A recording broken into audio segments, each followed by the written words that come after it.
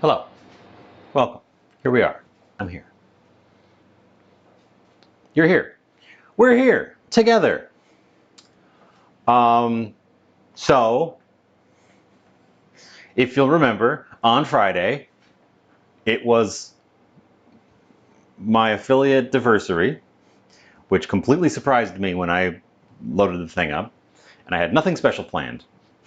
Not that I am making something incredibly special today, but I kind of want to make something unusual for such a momentous moment. And I don't bake a lot. Baking is my weakness. And I'm torn. We're going to make a Tres Leches. And I think I'm going to cheat. I think I'm going to cheat and use this box. Although we're going to make some changes to it. And also, if we slide over here, plums and bananas and more plums and more plums and more plums. Sarah, hi. I have plums and bananas coming out of my ears. I got to do something. The reason I've decided I think I'm going to cheat is I want to do a test. Supposedly you can use banana in place of egg in baking recipes. It doesn't come out exactly the same, but it comes out similar. I'm losing a few frames. If I cut out, by the way, if there's a storm coming, and if I cut out suddenly, that's probably the reason. Also, let's not have the preview taking up bandwidth here. But since I'm not comfortable with baking, doing that and also doing a from scratch sponge cake, I wouldn't know if I screwed up the sponge cake because I'm bad at baking or if it was the banana. I've dropped a total of 116 frames since I started, which has only been a couple minutes. But there is a storm rolling in, so that's probably the culprit. So, what I should do is make a normal plain sponge cake to practice before I start doing crazy stuff. Oh, there's the storm. I can hear it coming. Oh my God!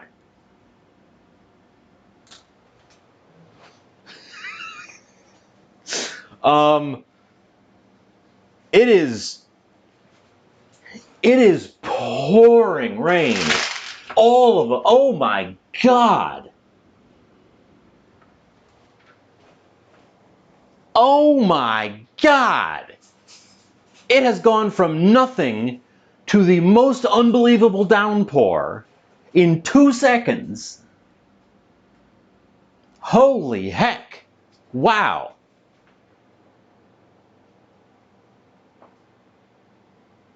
That was a surprise. I could hear it through the wall. Wow. Woo-wee. Anyways. So the plan is to cheat and use a box mix. First of all, I'm a big advocate of boxed cake mix in general. There's a lot, and there's a story about these. It's the... Jesus. Can you hear that? Jesus. There's a story about boxed cake mixes. Betty Crocker, the company, invented them. And when they were first created, all you had to do was add water and bake it. That's it. Because all the chemistry was done, and they worked out the chemistry. The chemistry on these things is fabulous. But there were complaints that they were too easy. So they took out some of the stabilizers and said, throw in a couple of eggs so that you would feel like you're actually cooking. And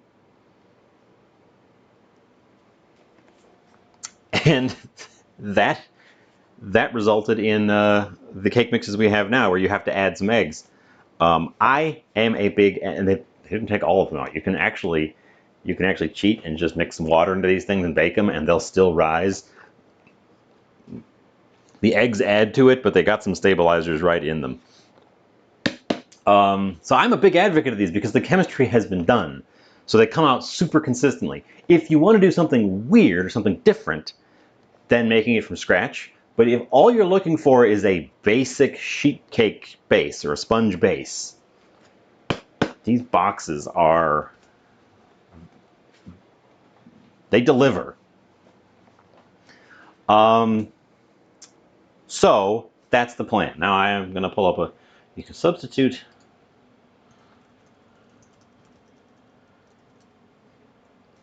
in baking.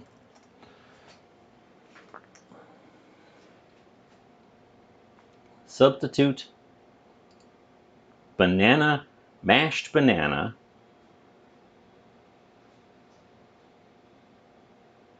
oh, that's not the right page.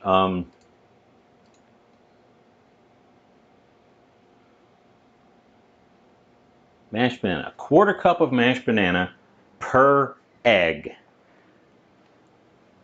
So that's only going to use like 1.5 of these bananas. So I'm still going to have a lot of banana, but we're going to use up some banana. That's my goal today. Is I have all this fruit to use up, so we're going to use up fruit. And that's my explanation as to why I'm cheating. Besides, the fun part of a Tres Leches isn't the making of a basic sponge cake. It's the turning it into a Tres Leches afterwards. That's the fun part. And then we're going to make a plum sauce for some fish. And we're going to think about a vegetable side dish. Possibly a grain side dish, but I would prefer a vegetable side dish. Wow. It's still pouring. It's still just exploded out there. I also got to get rid of this fruit because it's starting to attract fruit flies, which means we got to get to it real quick. So, step 1, preheat your oven to whatever the package says.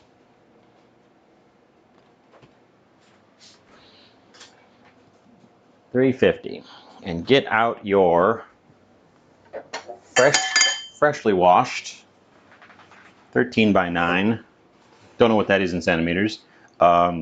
Sheet pan, which we're going to place over on the stove for convenience. It says I should use baking spray. I think this is a non-stick pan, but I'll give it a shot before I throw it in regardless. We need to melt some butter, which we can do in a little pan. I just washed a whole lot of dishes. Boy, and I am starving today too. So, and I don't know why. I had a big lunch. I was absolutely starving for lunch, and I had a big lunch, and now I'm once again just absolutely starving. I don't know what's up today.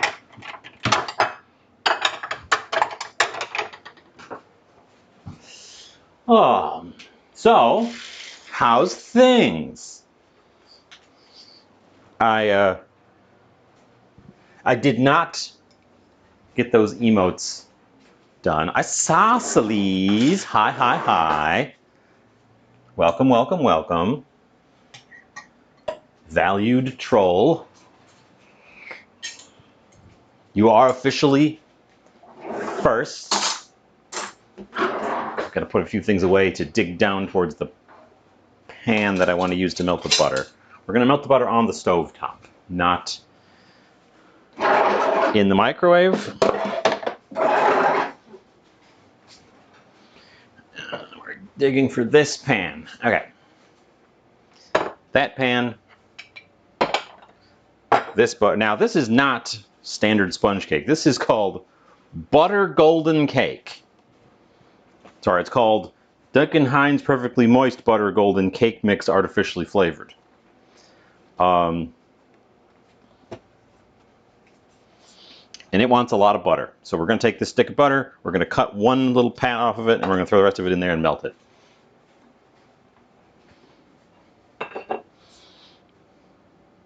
I had it in the sun to soften up. And then the clouds moved in because we have a storm, so it stopped getting its sun.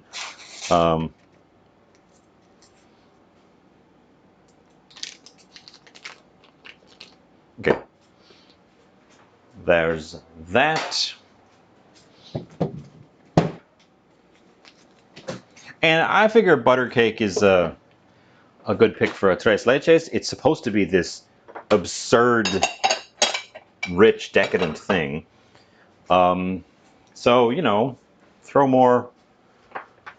throw more butter in it. It's fine. I need a bowl.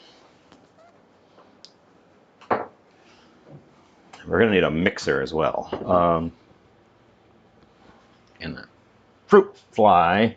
Fruit flies, of course, love bananas.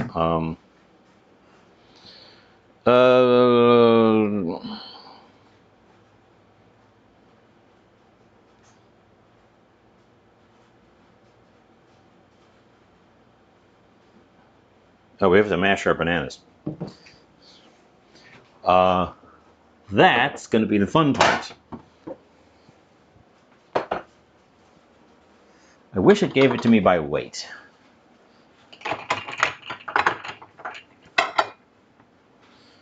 Instead of volume. TK, hi.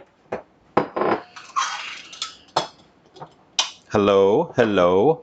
Welcome, welcome.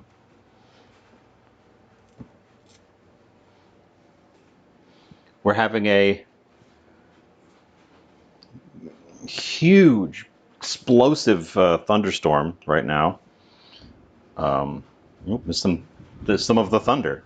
Can you hear the thunder? We have some old bananas that we're using up.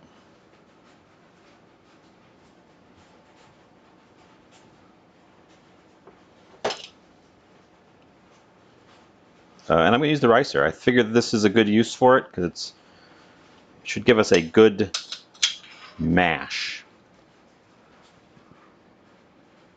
Oh! Well, you don't have to wait for me, but I appreciate the support.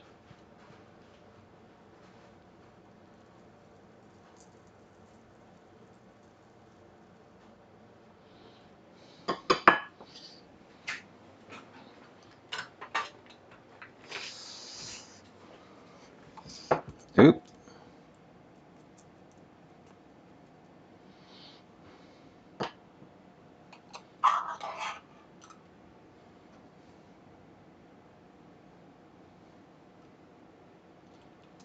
That worked pretty well for an instant mash.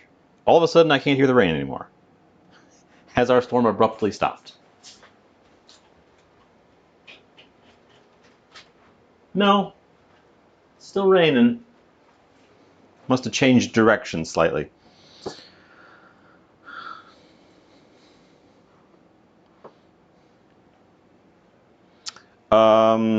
I should have peeled my bananas first. How was my weekend? Well, actually, I have to figure out how to.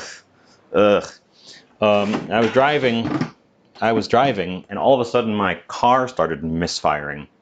It got better, but that's not a good sign. So now I got to make an appointment to take it in and have it looked at.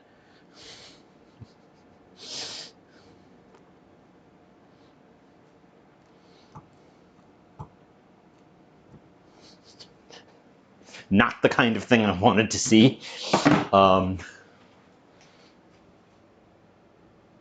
It could be a fluke, but I had a problem with misfiring once before. So I had a part replaced, and if it's that same part, then I'm going to have stern words with the garage, because that was just a year ago that I had that done.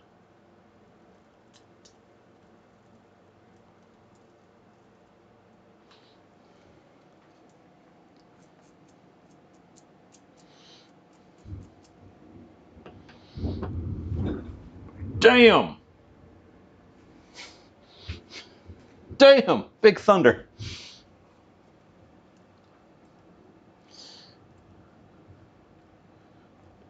So you can kind of tell how this might behave like egg. It's thick and sticky, kind of like an egg that's been partially beaten.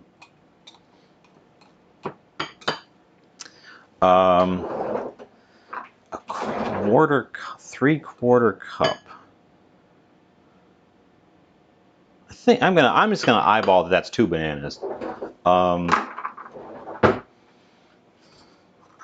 What do you think? Is that fair enough?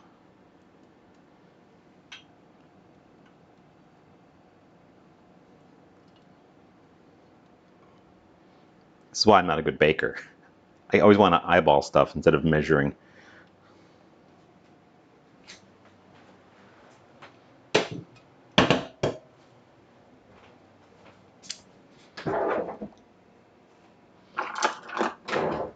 You're right. You're right. When you're right, you're right.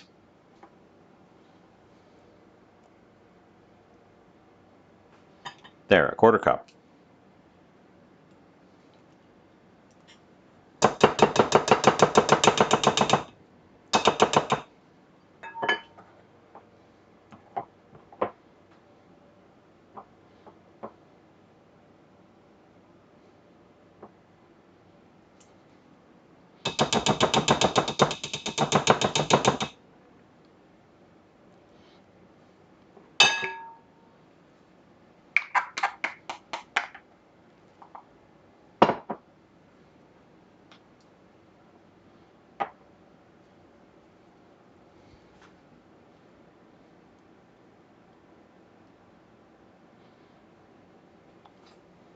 I got a pretty good eyeball. I got a pretty good eyeball.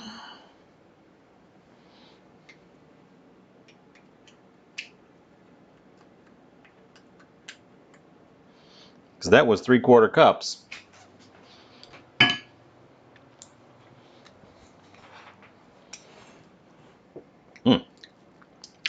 And it tastes very much like banana, because that's 100% what it is. It is bananas. Okay. 3 eggs, 7 tablespoons of melted butter, and 3/4 cup of water, which it says on the box. Try substituting it with milk for a richer, moister recipe. So we're going to do that.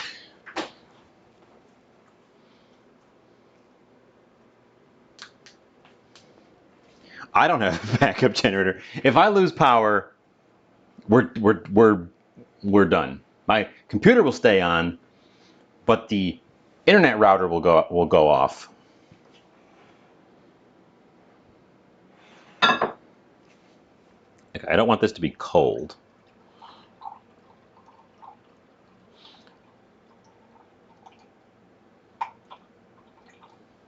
It is a lot of butter. Net. Teach you how to cook. Okay, step 1. This is how to cook. Step 1. Get a box of instant cake mix. Step 2. Follow the directions. Done. Complete.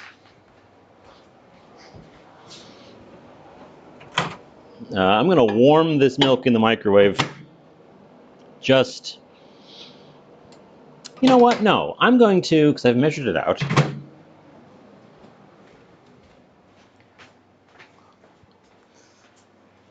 I'm going to warm it with the butter, because we're just going to gently warm that butter until it melts, which I should have been doing up to this point. You don't want melted butter to hit cold ingredients when you're adding it, because it'll immediately solidify and you'll get little butter droplets, solidified butter droplets. So we're gonna do that until the butter melts on low heat. Add it to this, add the mix here. Hope this thing works. It's actually also expired, so I might want to add just a pinch more baking powder to it, because baking powder does lose its oomph after a while. As you can see, I got it on discount, which is another reason we're using it. Baking powder. We could add just like a quarter of baking powder. I'm going to need the beaters too, the hand beaters. Mashing the bananas with the ricer was, I know, right? It was such a good deal. Mashing the bananas with the ricer was a very easy and consistent. Look at this. It's like perfect baby food consistency. I'll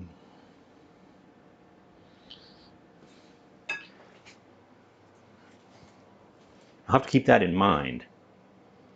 I'll have to keep that in mind. The oven's hot. We just want to melt that butter. Okay. Gosh, doing this with a mix means I am just kind of standing around right now, aren't I?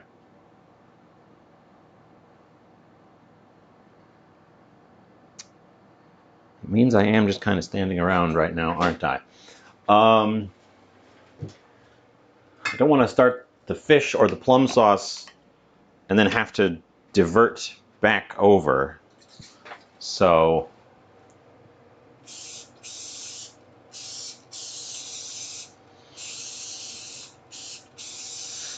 I guess we are going to just kind of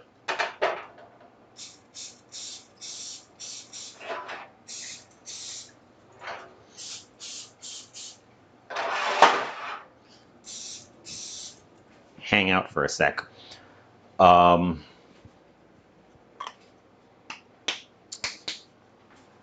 Oh, hang around here, Net. KP. Sorry, I called you Net. KP. Hang around here. What all we do is discount stuff. All these plums, $2. The bananas we're using today, these huge quantities of bananas, $1. This can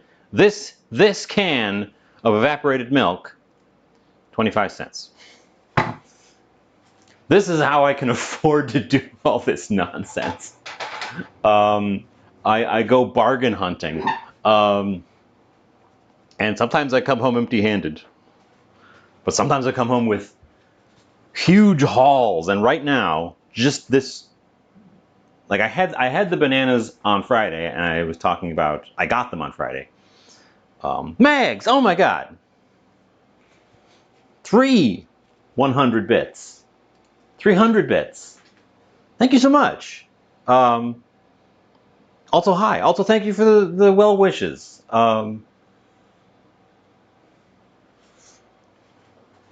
And Bookwoman, hi. Yes, we're making a cake. We're doing a cake, and then while the cake is baking, we're going to do one thing, and then while it is chilling, we're going to do the other thing. I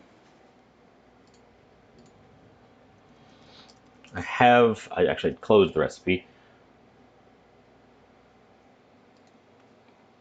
A Tres Leches.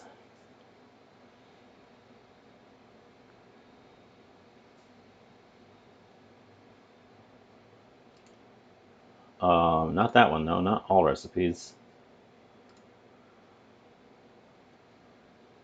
This one.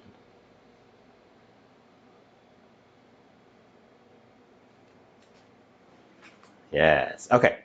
So there's going to be a few things going on, but it's going to be pretty easy to handle.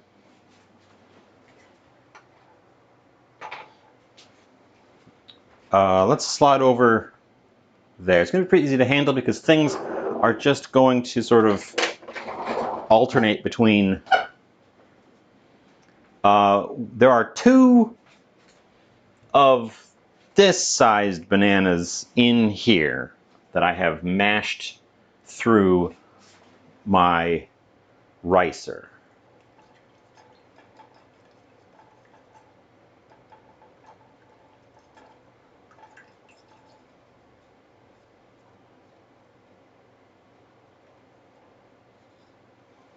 And we do not want this to scald.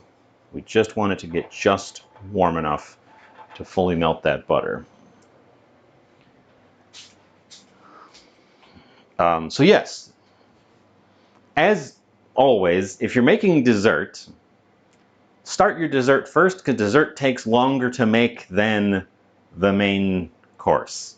So we're starting with the dessert, which then should hopefully be ready to eat when we get to the end point after I've eaten, finished, served, and eaten my dinner. 25. 3, 4, 5, 6, 7, 8, 9, 10, 11, 12, 13. We have 13 bananas left. We could try to get bananas into somewhere else today. We do have a lot of bananas. We do have perhaps too many bananas. And also plums. Look at the plums. The plums have arrived. A parade of plums.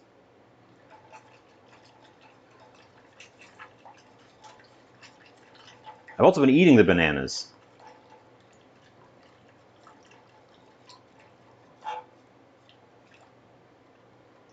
I just, it's hard to eat more than one banana. a lot of bananas. Looks like the storm is backed off to just a standard rain instead of a crazy explosive downpour. Banana smoothies, banana plum smoothies might be in my future because I doubt I'm going to use all these plums.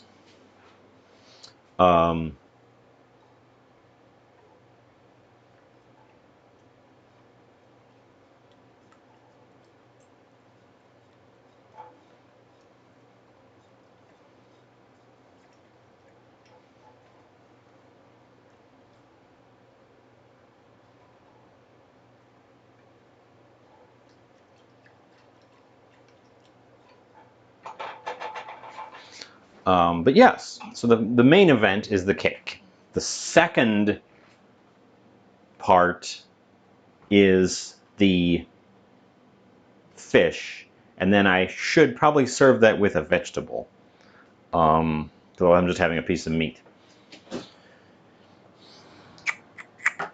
Which could be kale. We still have some kale. We could do like a sauteed kale salad. I got a lot of time to think about that. Are you? Nope, it's still there. I can still see that little butter piece. But if I stir it around, it disappears. Okay. Our butter is melted. We're getting it off the heat. I don't want to overheat the milk at all. We're going to switch back over. We're going to grab my mixer.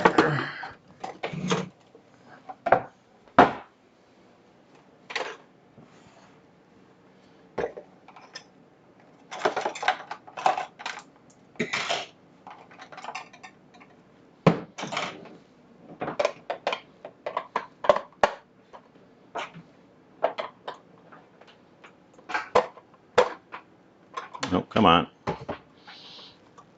Gotta get in there. There we go. Move some plums. God, plums.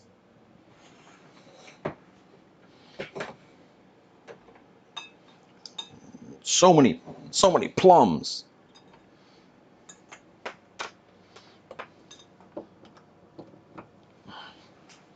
Okay. There's our banana goo. We will keep that scraper handy. I am going to throw in just a smidge additional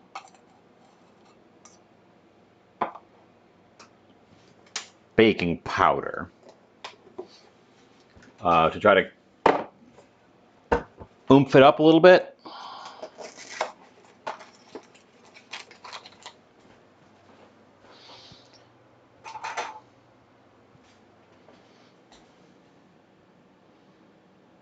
Introduce our butter and milk mixture. Not buttermilk, butter and milk. I'm going to go ahead and get that.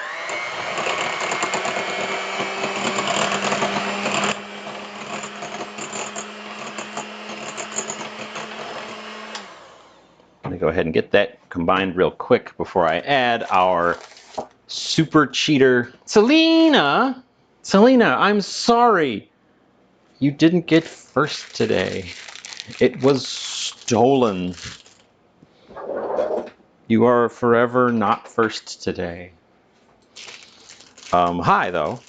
I see you lurking.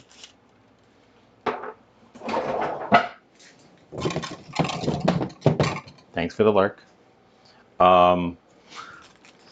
Here's our cheat. We're putting this in.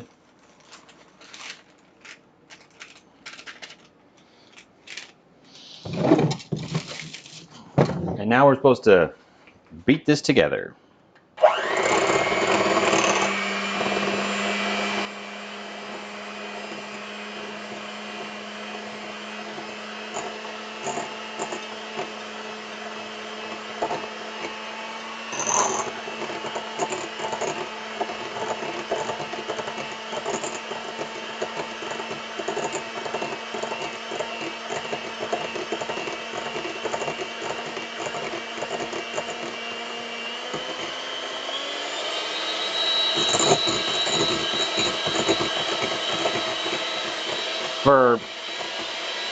Nope. On medium speed, I am going to scrape the sides and make sure I'm getting all the powder.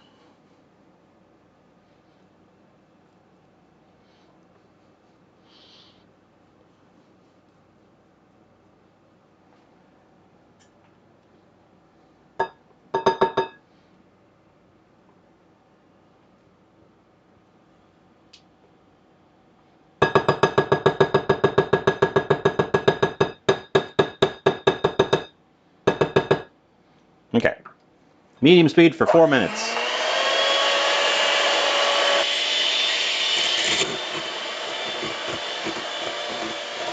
So what's everyone else having for dinner? It is not a new beater, no. I've had this beater for a while. I just don't use beaters very often.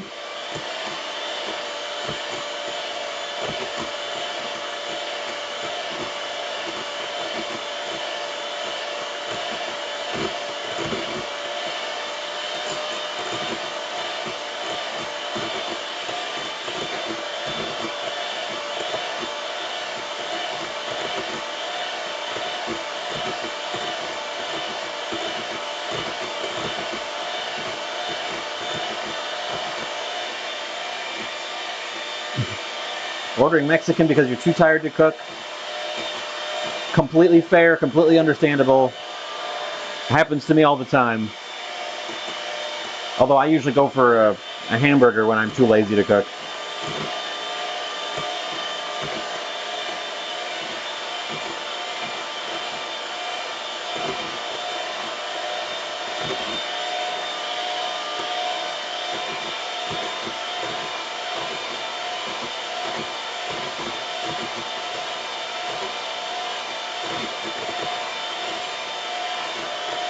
I'm not timing this.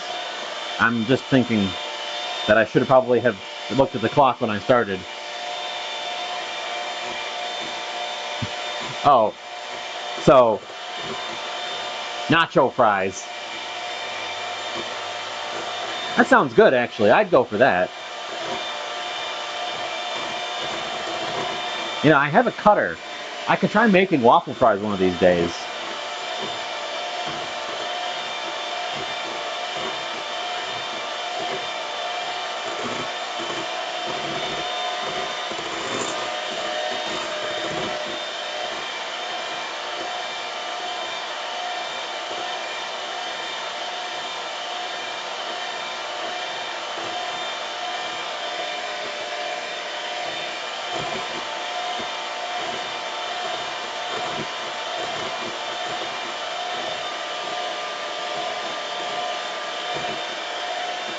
I should see if I have the right kind of cut. I've got a mandolin with the ridged blade on it, but I don't know if that actually makes waffle fries or if I need...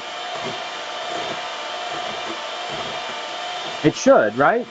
I think that's how that works.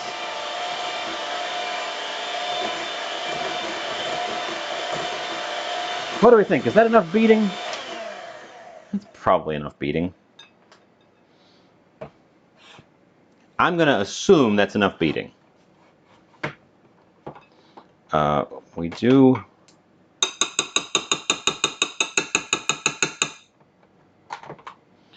We are going to need these beaters again, so I'm going to get them out of here immediately.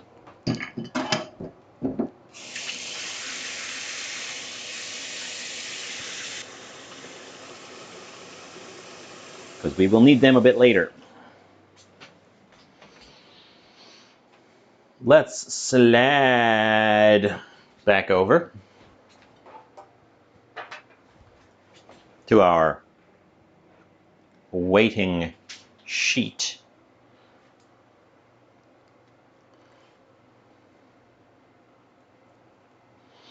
And apply a cake to it.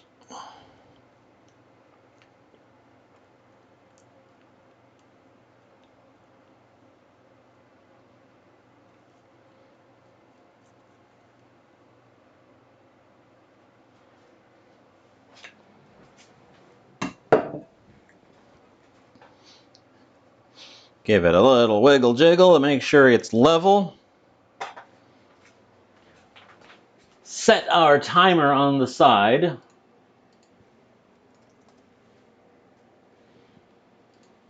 For 30 minutes.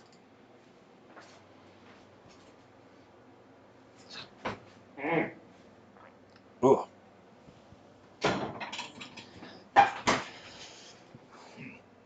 Cake it up, fire off the timer. Okay, the cake is in the oven.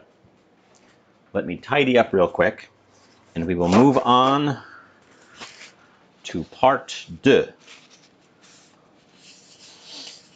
Mexican 3 times a week, that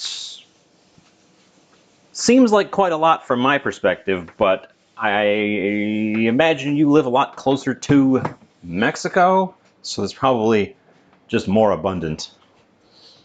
Although if I wanted to, I could do that all the time. There's Mexican, like, there's some pretty good Mexican food around here, actually.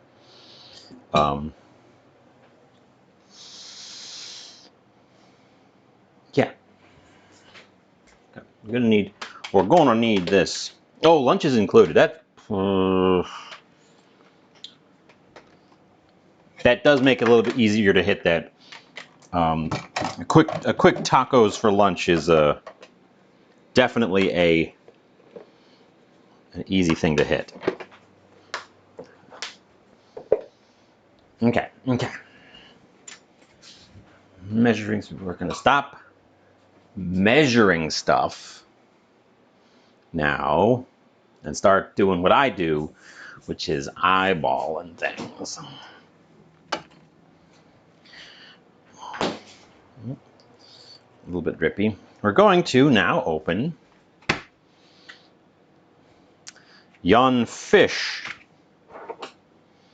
This piece of fish, which is in some kind of hermetic seal. You probably have to slit the... Oh, now the sun's coming out. Now there's not a drop of rain coming down at all, and the sun's breaking through. That was a heck of a storm.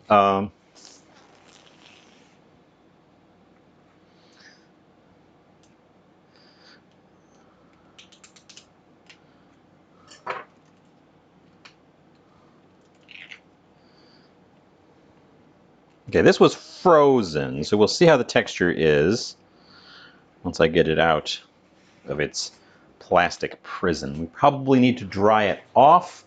We might give it a quick rinse because it's kind of sitting in its juices. And then dry it off, just to ensure there's not like excess liquid protein that'll make it go a little bit weird. So I'm actually going to take it over to the sink so that when I lose the juice, it doesn't make a puddle.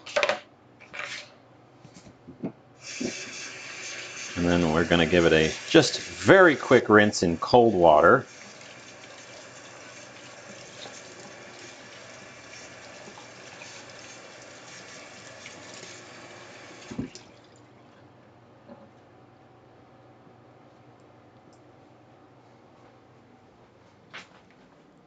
Ta-da! Ta-da! Wash my hands real quick. It was very juicy. I'm glad I did that over here. It was a good amount of just liquid in the package with it.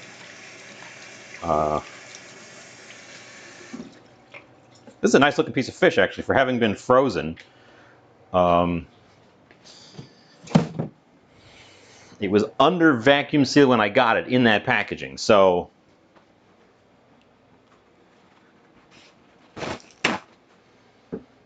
that no doubt has helped preserve it. We're going to dry the surface off, though.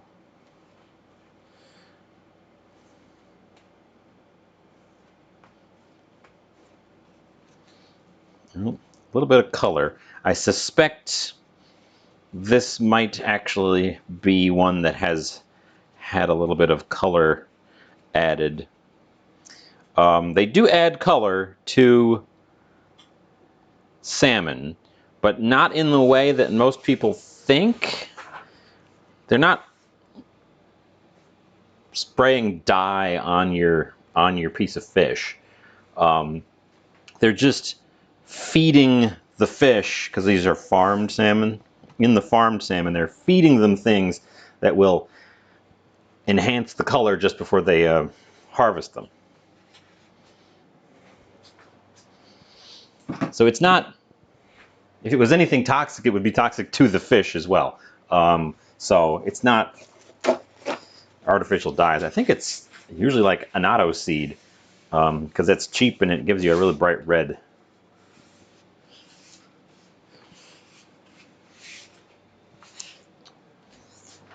Anyways, we have a piece of fish, which I want to briefly marinate, which is why I wanted to get rid of that extra juice. We're going to do it in just a standard plastic bag.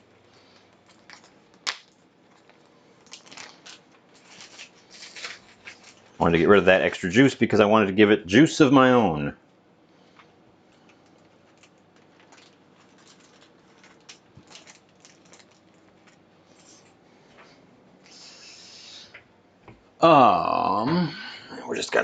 We're just gonna eyeball this.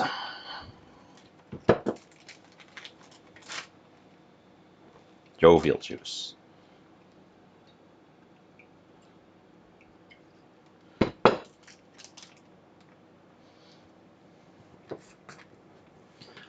Some soy sauce, some... Oh, I should have mixed my juice before I put it in there, because this one's a little bit thick.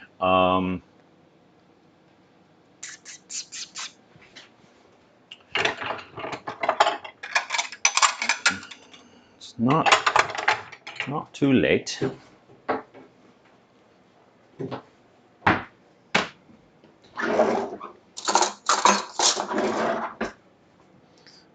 This is hoisin sauce.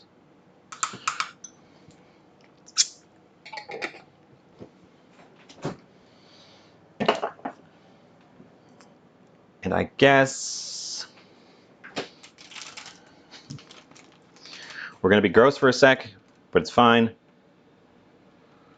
going to add the soy back in there so that I can stir them together.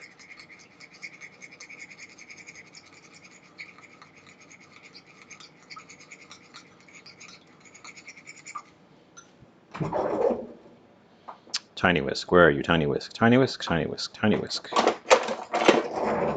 Tiny whisk.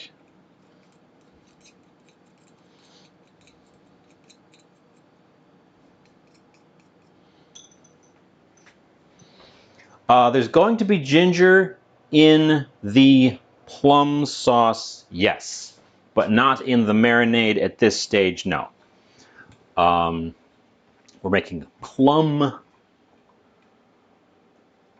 sauce salmon. But I want to get a little marinade going on the salmon before I put in the anything else. Plum sauce is going to be on the outside. A little bit of hot oil, a little bit of sesame oil.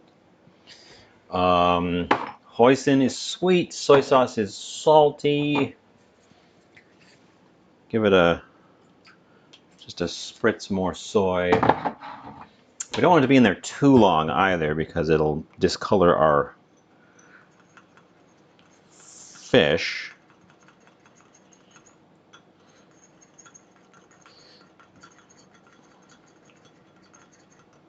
Okay, that's probably good enough.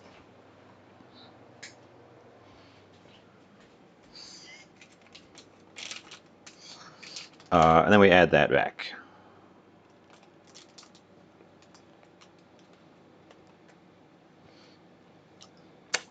Should have tasted it.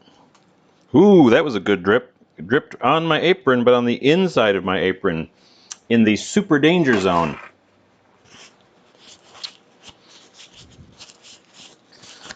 I guess the apron's going in the laundry tomorrow. Good thing laundry day's tomorrow.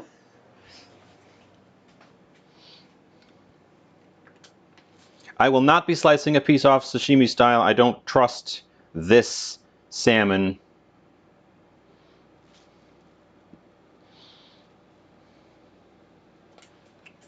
In that way.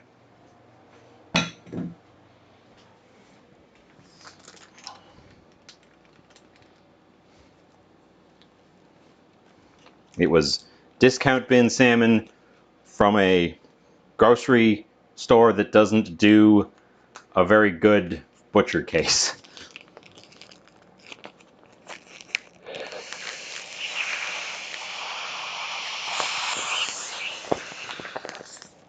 Mm.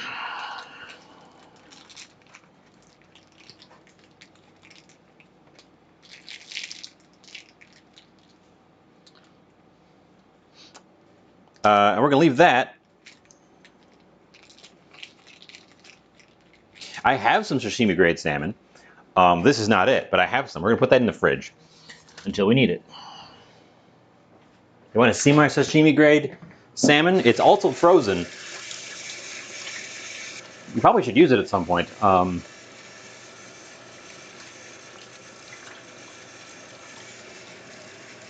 Let's see, that board over there had raw fish on it. So we should remove the board to the sink to avoid contamination. See if I can find it. Yeah, there it is. I'm also in the Midwest. This stuff. Sashimi quality salmon. Coho salmon. It's literally the same kind of salmon we just prepared. And I've also gotten salmon out of like the fresh fish case and cold treated it myself in conditions that I was comfortable with, to be eaten. I've done it so they can be eaten raw, and I've also done it for the purposes of making cured salmon that wasn't going to be cooked but was still going to be treated with salt. I did make sushi once on stream, and I've made onigiri, and I've made a whole bunch of poke bowls. Poke is usually what I go for because shaping the sushi is the fiddliest part.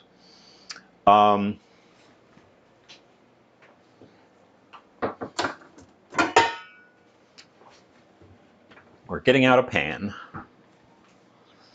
which is going on the sink, and we're getting out a board, and we're gonna take the gnarliest looking plums and see what they look like on the inside, and we're going to tempura salmon. I've never done tempura salmon. Ooh, I've never had tempura salmon. That sounds delightful.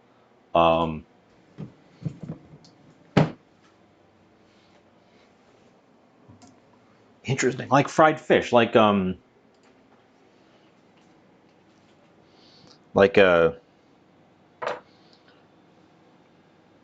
British fish, but with salmon. Interesting. Interesting.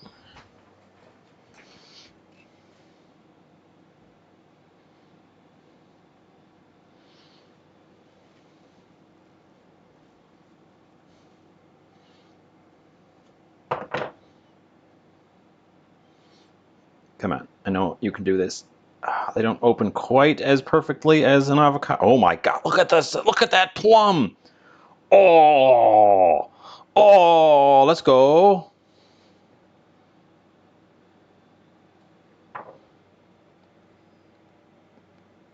Dang, that's a red plum. Gotta get the pit out. Good thing I'm not trying to hold this one together into nice pieces. Wow-wee.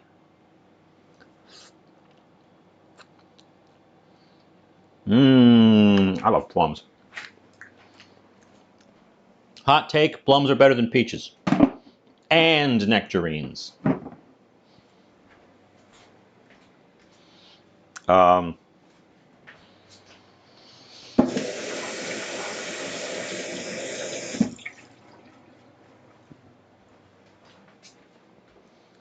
We are going to do a thing with this plum, though, for which we need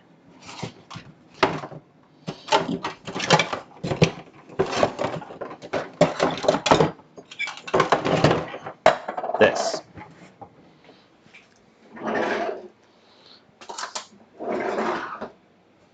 Beets are also good, but I wouldn't put them in the same category because they're roots.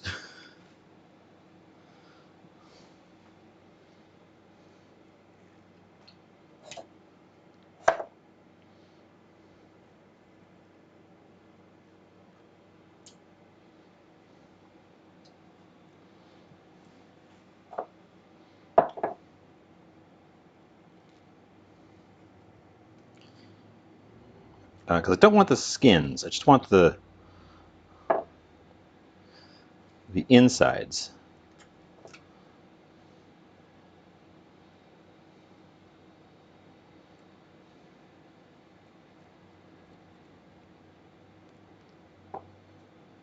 Well, I wasn't expecting it to be quite this bright red, which is going to be good because it means our plum sauce is going to be extra bright red.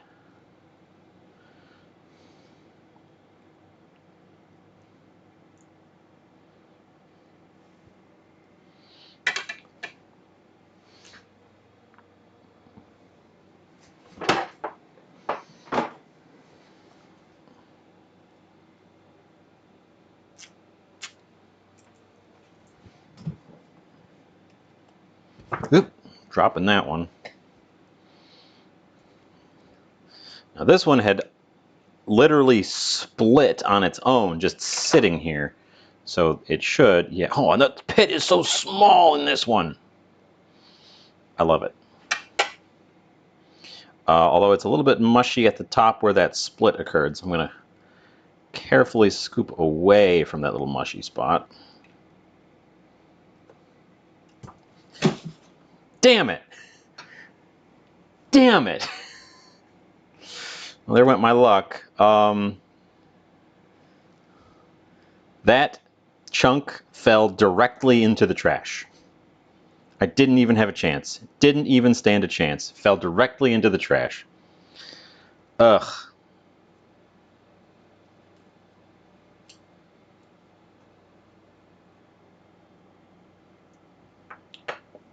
It's because KP's calling me lucky. Damn it.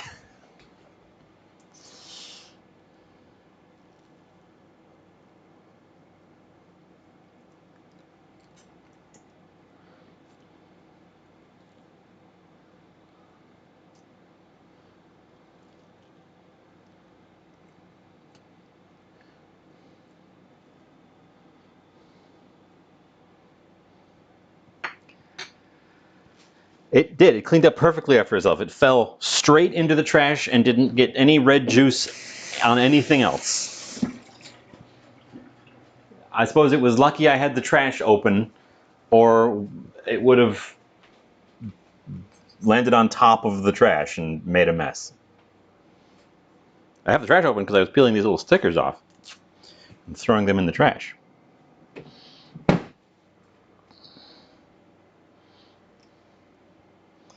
I have a few more. We definitely don't have a shortage of plums. The plums were 8 for $1, so I got 16 plums.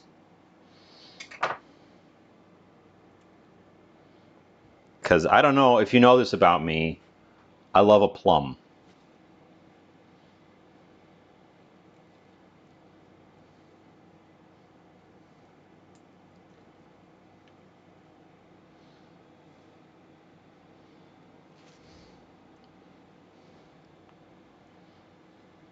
Mm-hmm.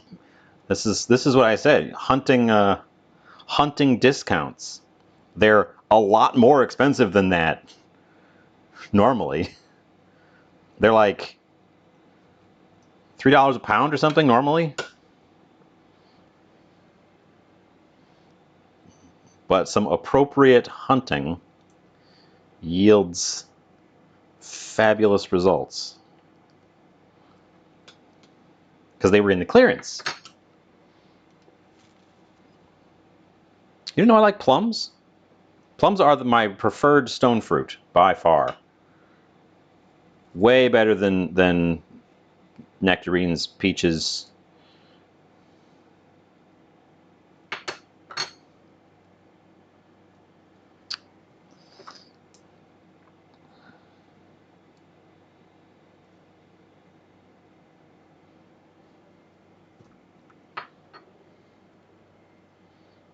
Okay, take all these skins and seed pieces and get rid of them. We're not going to use the skin. Are we going to use the skins?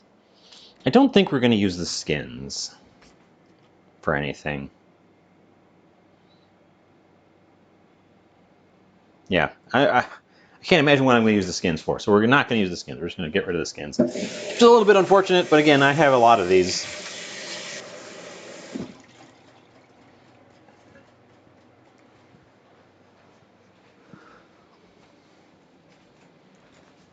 And the reason I put the pieces, the scooped out pieces, into this particular container is this is the container for our immersion blender.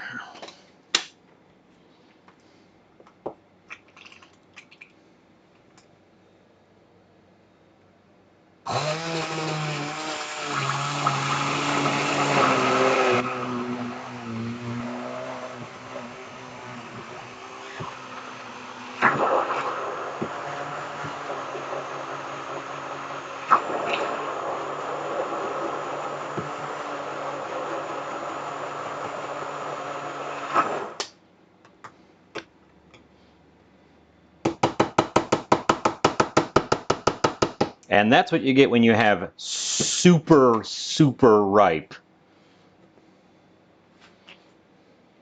fruit. We're going to come over to the stove. Highest in the country. Eggs at $11. Jeez, I heard that they were going really high in some places.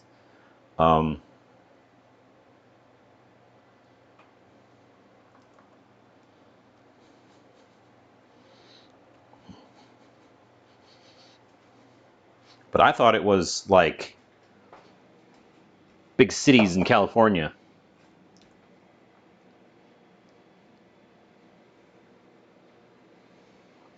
So where I shop is at Woodman's Food Market, and I know they're a chain. I don't know quite how widespread they are.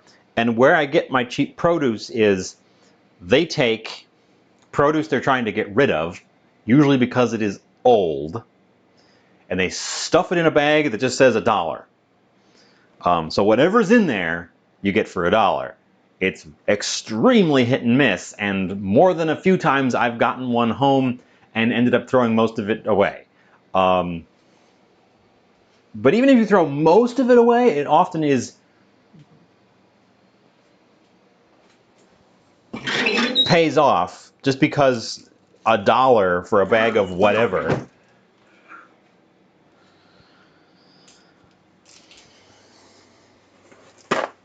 I remember when, yes, they're food loot boxes, except you can see on the inside. It's a clear plastic bag. Well, I say that. They ran out of the clear plastic ones at one point and were putting them in paper bags, which they stapled shut. So those were true food loot boxes. You had no idea what was in them. I don't think they sold very well, because I don't see that as a thing. I gotta clean this up. I got red juice everywhere.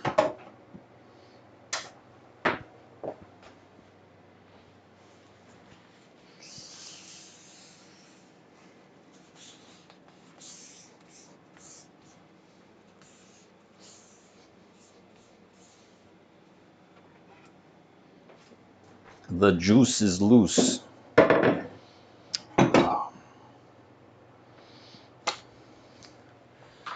Don't get the motor handle dirty. Nope, that's gonna leave a stain. Ooh boy, that is definitely gonna leave a stain. We're gonna put that onion in with those plums and a few other things.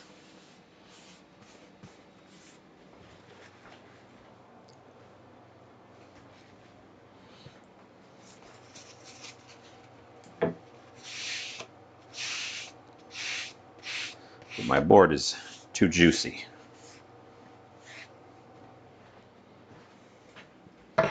Let's take a peek at our timer as well, see what's happening.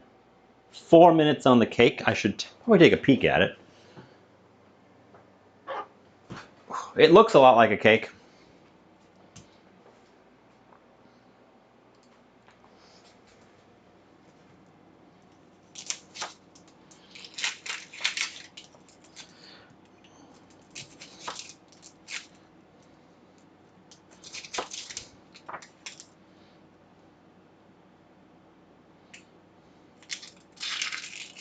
Yep.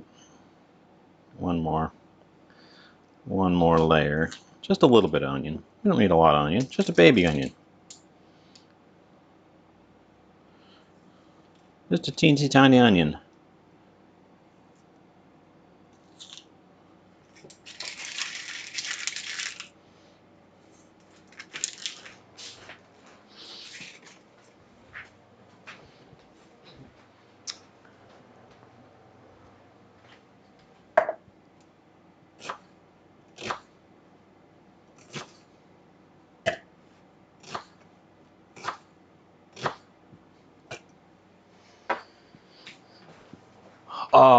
What cameras do I use? Well, this overhead one is a Razer Kiyo Pro. This guy over here is some kind of old Logitech thing. And this guy is the onboard camera on my laptop. It sure is a mix. This is the nicest camera by far. It's the only one I bought deliberately for this. Because this was such a hard thing to focus on, especially with the weird lighting I've got in here.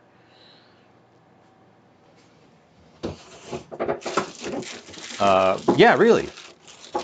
That's my setup. Whoa, those carrots are not gonna get used today. Wow, those went... Well, maybe. If I break it below where it's gone weird. We're gonna throw a little bit of carrot in.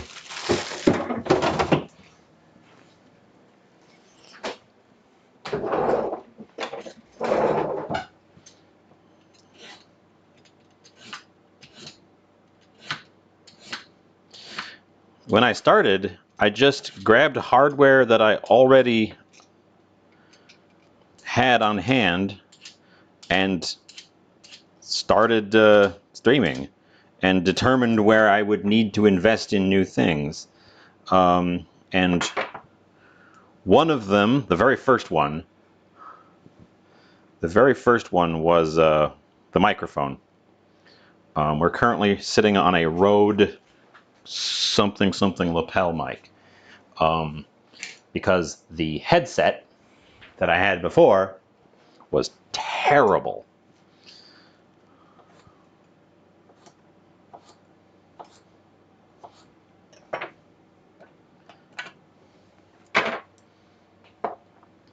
Oh, we have a request for a moisten. I have a glass of water. I just set it down over here. Thank you for the moisten.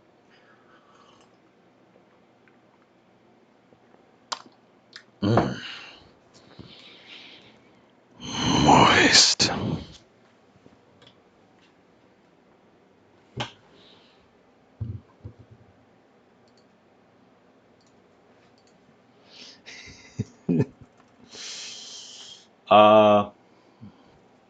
So yeah, that was my first upgrade, and then my second upgrade was this camera, because this workspace was having a heck of a time. And also the boom arm that is holding it up, because my old camera was duct taped to the shelf, which, you know, wasn't super good.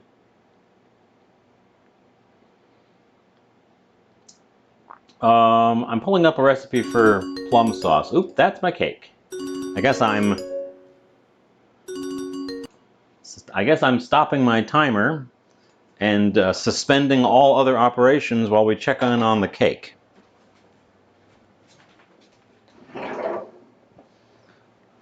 Yeah, everything I had worked, but I was just keeping an eye on where things could be improved. And thanks to generous donation, I was able to speed up acquiring a couple of them.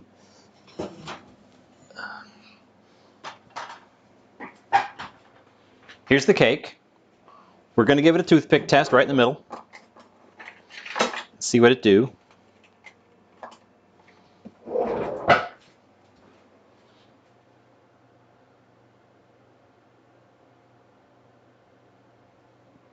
It looks good to me. You can smell the banana and the artificial vanilla flavoring. Interesting. Okay, this needs to cool. And the oven needs to go off. That needs to cool down a bit, so we can resume our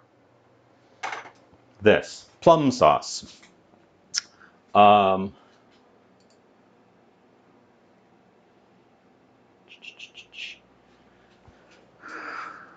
Onion vinegar, sugar, soy sauce. There's the ginger. We're gonna slide back. I like the overhead cam too. My original idea, and I spent altogether too long trying to make this work, was to have a GoPro on me so that you could see what I was looking at, and it would follow me over there to see what I was looking at on both sides. And I gave up on it eventually.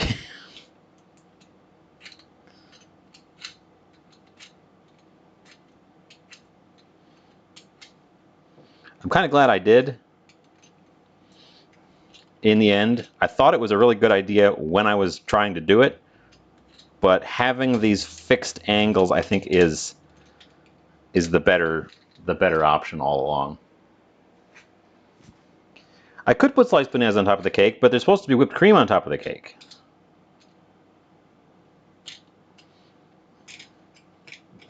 That's one of our leches.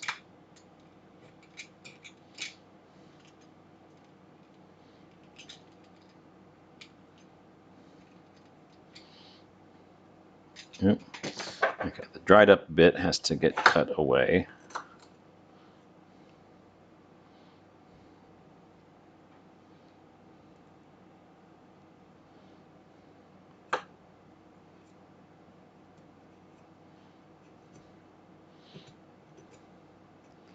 And we're using up this whole knob of ginger because it has been sitting around gradually shriveling up on me.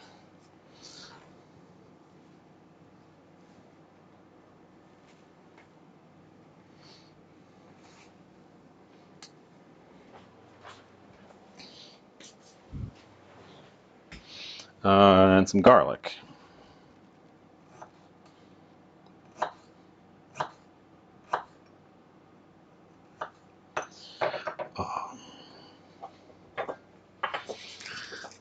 Yeah, the channel has gone both much better and not as well as I had hoped since the beginning. The fear, of course, was that I'd do this, nobody would show up to watch, and I'd just end up fading out on it. And the dream, which opposite side, is that I'll become an overnight success, and I'll be like the next Markiplier or some nonsense. I, of course, landed where pretty much everyone does, in the bottom rung. Well, I suppose I'm doing a little bit better than some other people I have encountered who get like 2 viewers for years and years and years. That is a weird looking piece of garlic.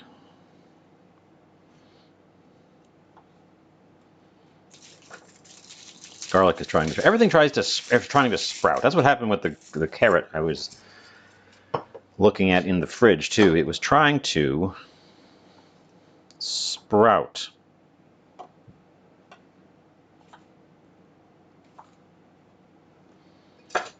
In the bag, in the dark, in the cold of the fridge.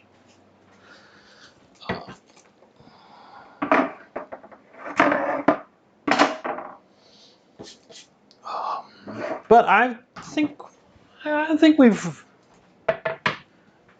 reached a pretty happy place. We jumped over that hurdle. The hardest hurdle for anyone on Twitch is when there's nobody in chat. There's no one to riff off of. There's no one to talk to. And then if someone shows up to check you out, you're just sitting there having a heck of a time getting the energy going. But with you guys here, I'm saying is I appreciate you guys being here. It makes this so much more fun and easy.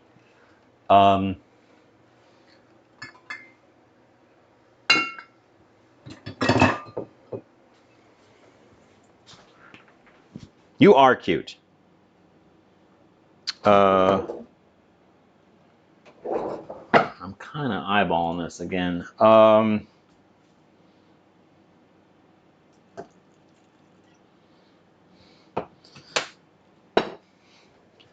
Some black vinegar, some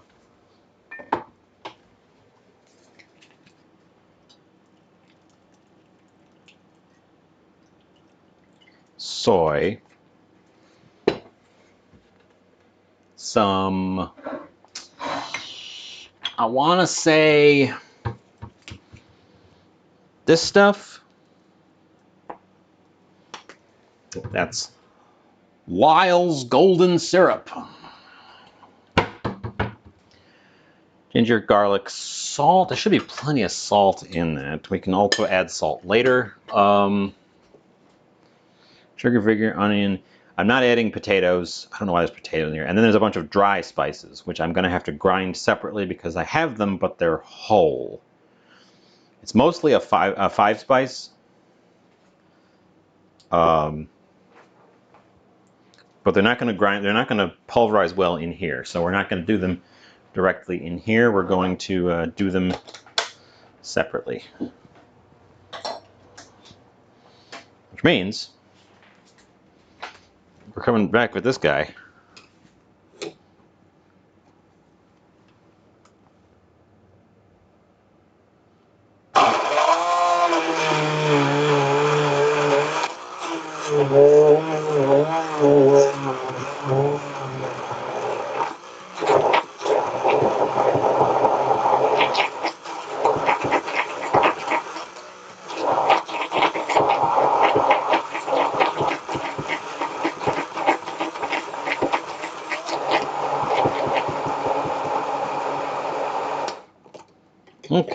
Okay, that should be the end of our immersion blender needs today.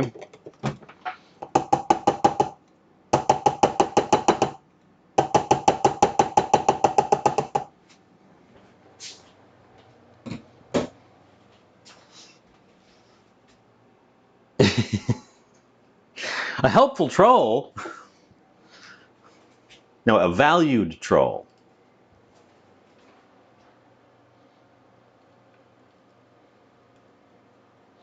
Okay, those are all of our non-plum things added into our plums.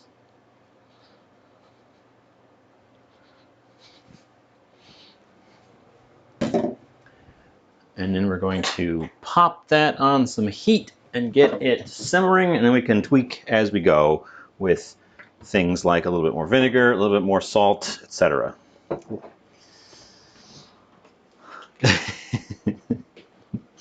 Okay, P, I was aggressively calling Isosceles a troll earlier.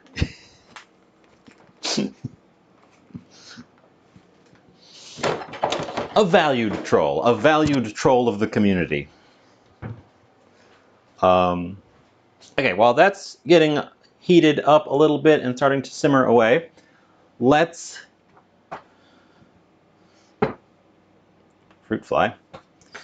The problem with having all this extremely ripe fruit around, I'm not the only one who knows it's here.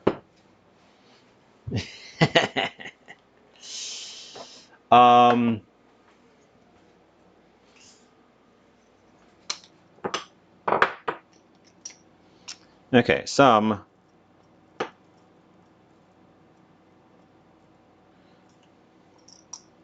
Szechuan peppercorn. Some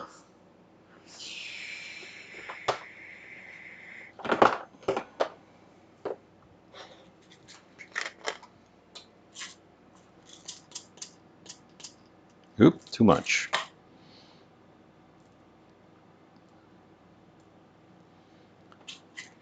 Some clove, sparingly. Clove is a strong flavor.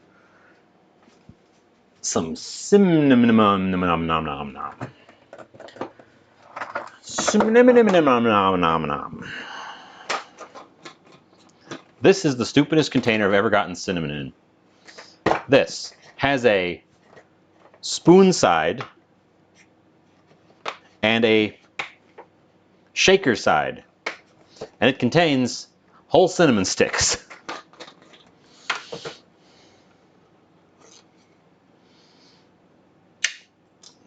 Of which we only need that much.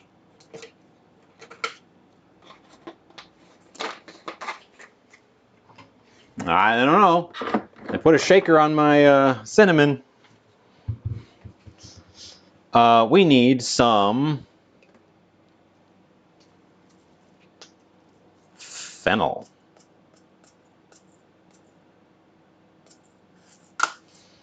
And we need to knock over my MSG, spill it all over the place. That's just exactly what I wanted to do next. Ugh, vacuum that. No, we're gonna pull out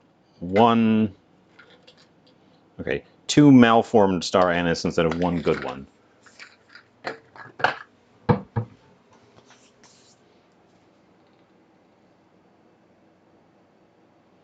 We'll take 6 of those containers and make a box for them so it looks like a Lego. Okay. And this is where I think I will add a little bit of salt as an abrasive, and I would like a little bit of black peppercorn, just, you know, for me. We're making a 5-spice here, but customized. Oh, that's right. There was supposed to be a hot pepper in there, and I can add that now if I can remember where I put them. Are you back here? No, that's not hot peppers. Are you behind the rice paper? No. Are you back there? No. Are you in the shelf over here? Yes.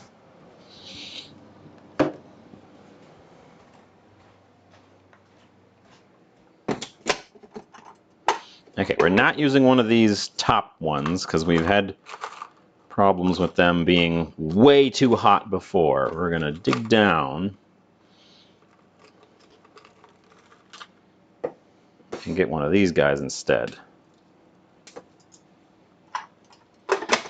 Still hot, but more of a controlled hot.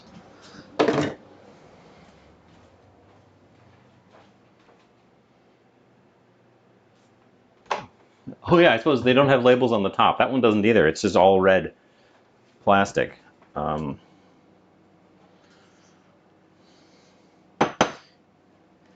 That's going to be hard work. That's going to be hard work. So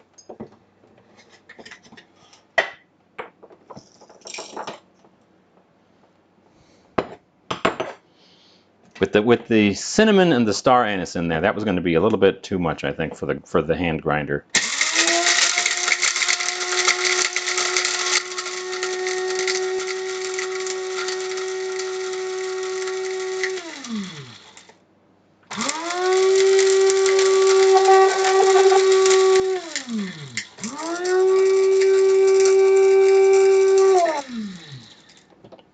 Whereas doing it this way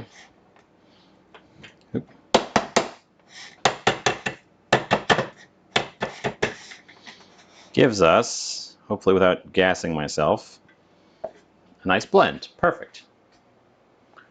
Need more water? How dare. Meanwhile, our stuff over here has come to a bubble. So we'll add our dry spice to it. Boy, I'm using all the devices today. I'm using all the shortcuts, all the cheats. We got to stir this through.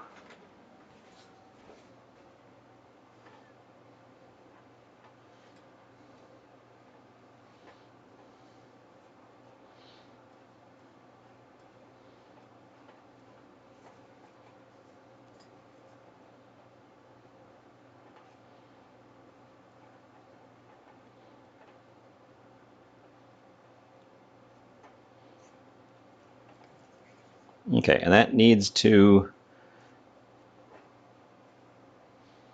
simmer together, get to know itself.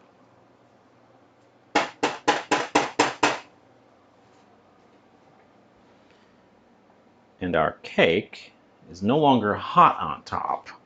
So I'm inclined to think that we can slide right into cake part 2 while our sauce simmers on the back there. Which is a good timing for me. I haven't felt like I need to scramble at any point, which is super rare. Normally I'm at some stage like, oh my god, I gotta drop this and jump over to there and something burns. And you've been here, you know how it is. It's a disaster. It's a never-ending disaster. I gotta clean up this MSG.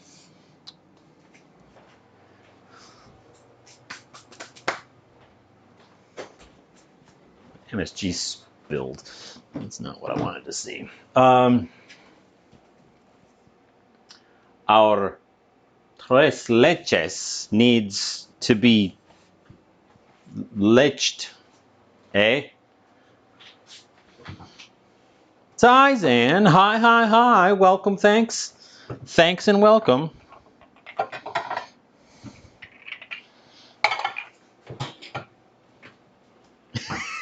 That was bad. We make bad jokes around here. We encourage them. Okay. The Leches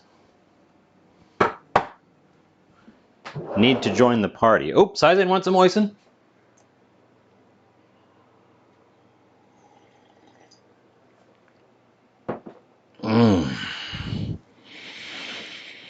Moist. Weeformer, thank you so much. Hi Weeformer, bye Weeformer. Thanks for the bits. I'll get actual bit alerts eventually. Thank you so much. I appreciate it. I appreciate you.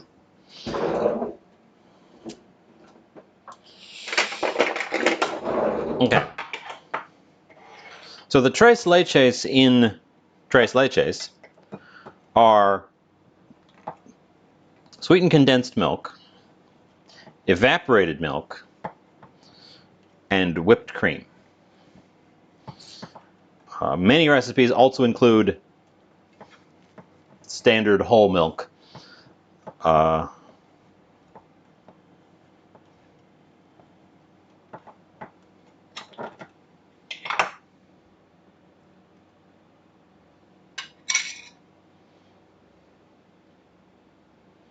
But we need to mix them together first.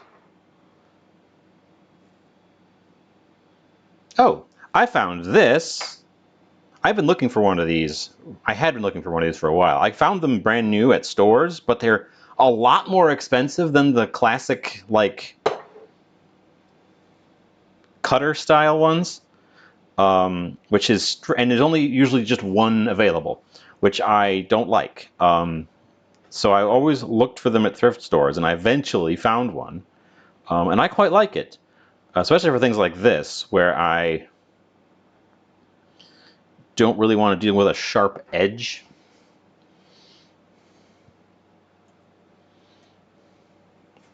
Because we got to scrape in there to get all those goodies out. And a traditional cutter would leave an edge that would bite into my spatula.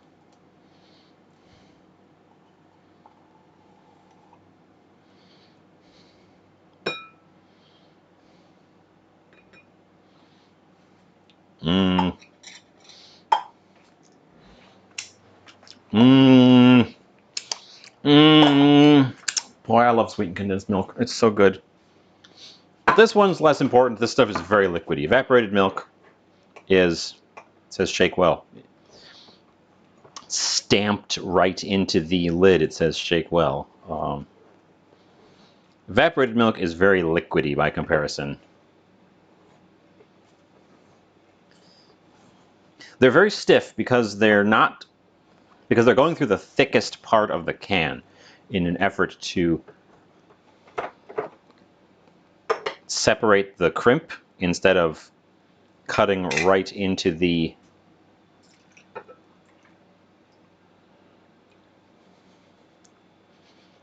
top of the can.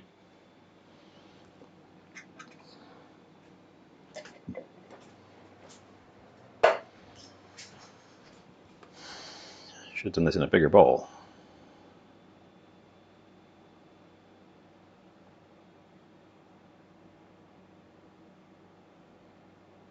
should have done in a bigger bowl.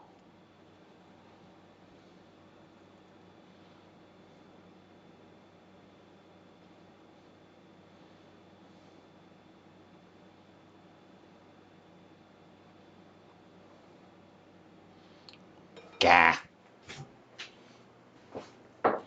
The big bowl I used for the cake batter. Plum sauce needs to simmer down a little bit. I need a bigger bowl because I need to mix this more vigorously, and if I do it, it's going to spill. So we're actually just going to go ahead and dirty another bowl right away. Which is unfortunate, but it's my own fault. Them's the breaks.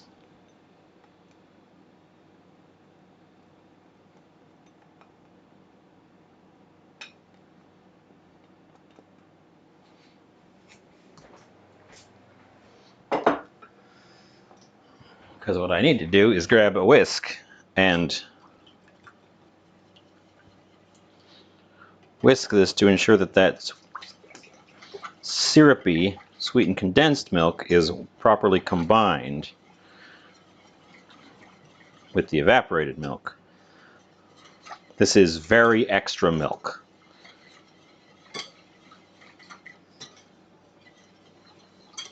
When you want more milk per milk,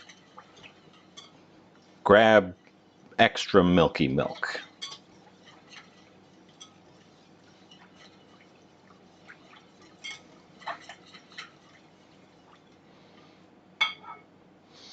Okay, and then a bunch of these, including the one I've got pulled up here, says a quarter cup of just plain old regular whole milk, which we can do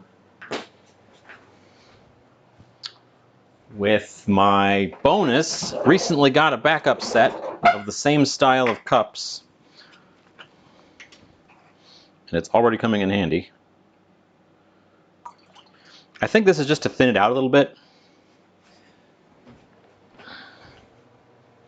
because we're soaking our cake in this. It's a wet cake. For when you like your cakes wet.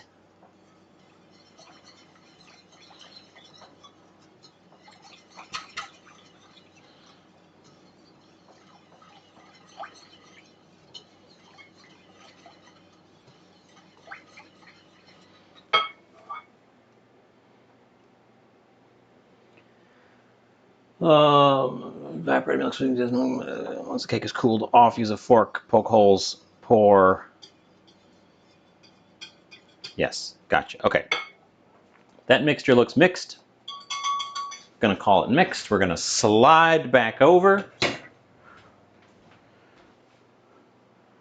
We're not gonna slide back over. We're gonna move this to the side and not drop it and not spill it and not have it tip over onto the floor. We did that once. It was a problem. We're gonna bring our cake over here. There's the cake. It's maybe a teeny bit flat. I'm going to find a very sharp fork. A specialty fork that does not live in the kitchen normally.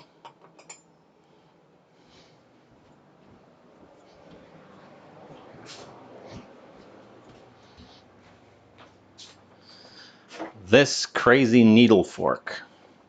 Because we're going to poke holes in the top of this guy. And I want them to go in very cleanly.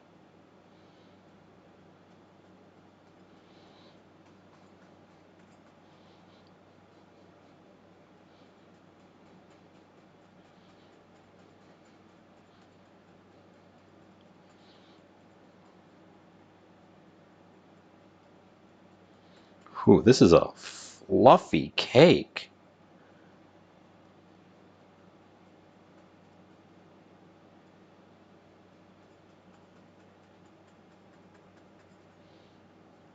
I suspect the additional browning is on account of the banana and probably the extra butter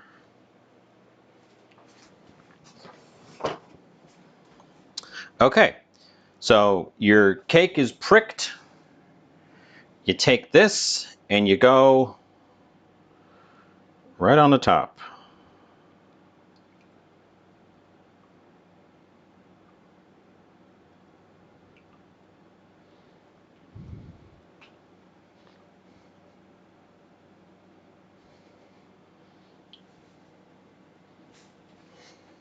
And you pray that this works.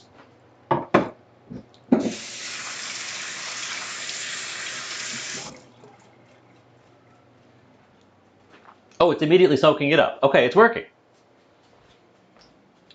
That's exactly what you wanted it to do. You wanted it to slurp in. I turned my back. You got to see it live. I turned my back and I missed the slurp. Oh, that looks perfect. That looks exactly like the picture. That looks exactly like the picture. Sweet. That's an excellent sign.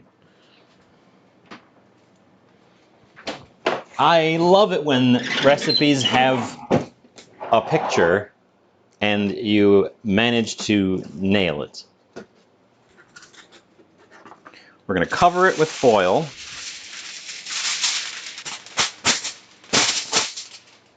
I'll have to watch that back. I turned my back and I missed the cake slurping up the juice. We're going to cover it with foil to protect it from anything that might be lingering in my fridge. Because now it's going to chill while we do other stuff.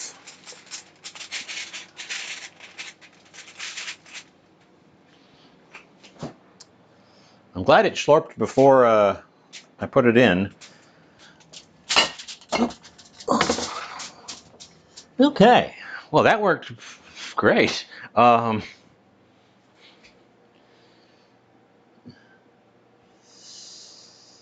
that's my face. We're over here.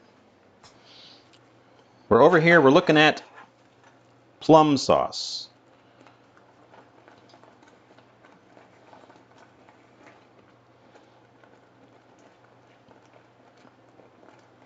Which has definitely heated and thickened. And is starting to spit at me. Let's give it a taste and a test for consistency. It's a little bit lumpy.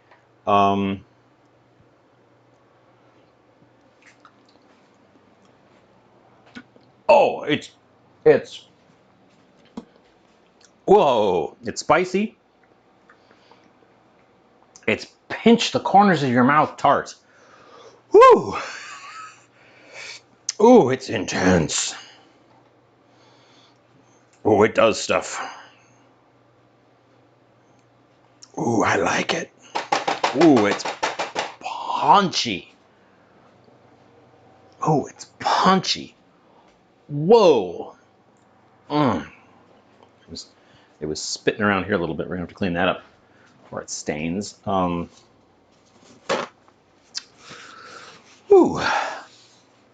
I may have added a touch too much hot pepper to it, because it does definitely have a bite, a bite to it. But I suppose as a sauce, you might have to put it on stuff. It could probably stand a little bit more sweetness,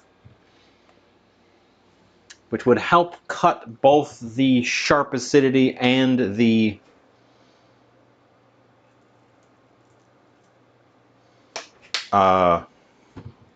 spice. Ooh. So we're going to stir in a little bit more syrup and let that get to know. It definitely has dimension. I imagine it'll taste better rested. Probably better tomorrow. It has that kind of flavor to it where I think it'll continue to develop as it sits. I like the thickness. I'm not going to brittle it down any further than that.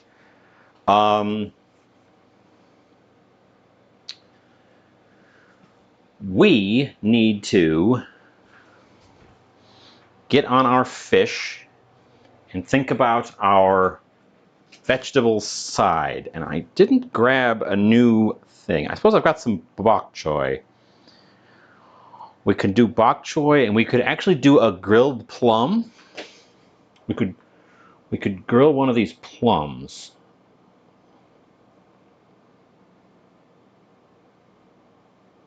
As a side.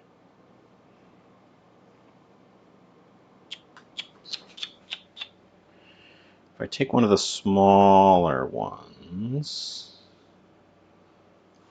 you guys are over there. Come back over here. If I take one of the smaller ones,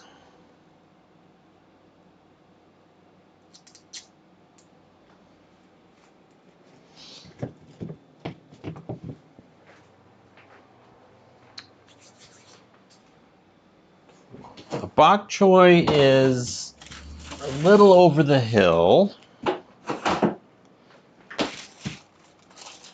but we can trim off these yellow bits and it'll look fine.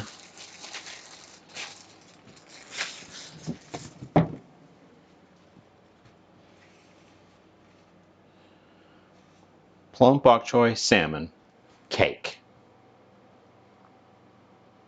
Yeah, that sounds good.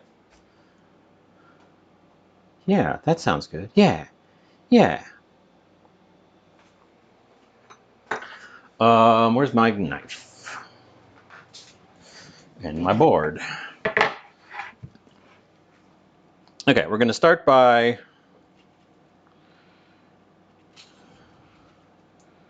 trimming some of the yellow bits off of our bok choy so that it looks nicer.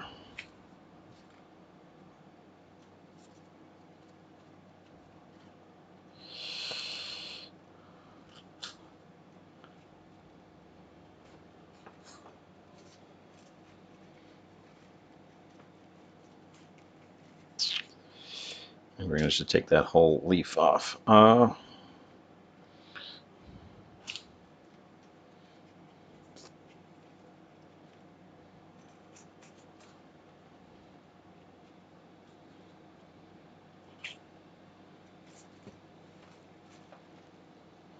one too.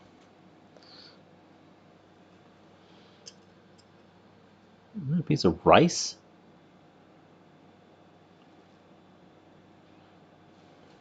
Tough to say. Could have been a critter. At some point. It's not currently a critter.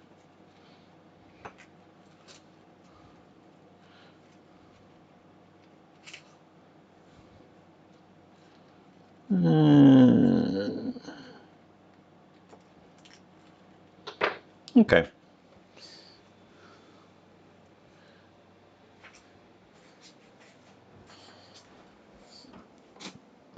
Yellow part's gone. We will take off the little stump as well.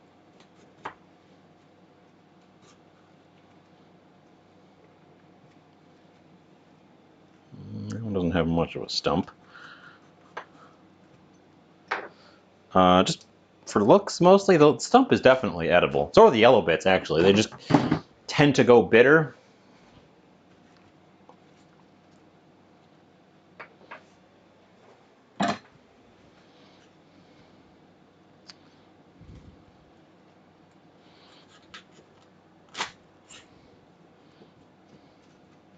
Ugh, I'm not going to bother saving the little fragments.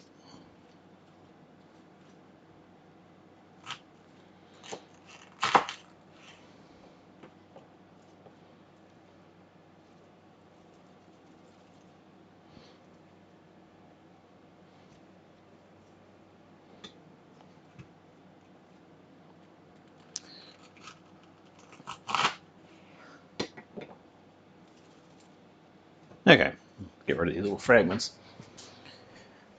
Okay, so our vegetable is baby bok choy and another plum that we're going to grill.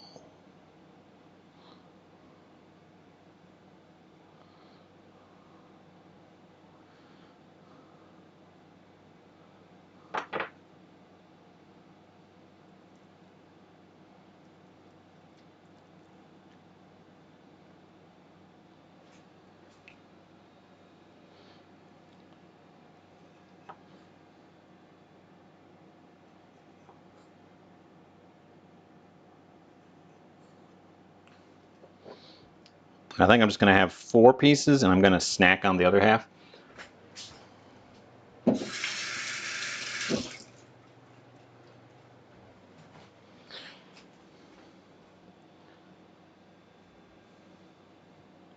Since there's a lot of plum in this already, they're not going to be really picturesque because they're already so dark that cooking them is not going to really darken them up all that much. When you get those ones that are light on the inside, they take on a very striking caramelized brown color when you cook them. And let's see, I wanted to try glazing the salmon, so we need a little sheet.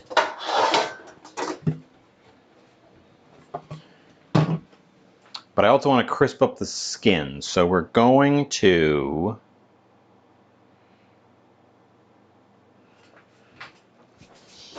move the box for my immersion blender so that I don't trip over it.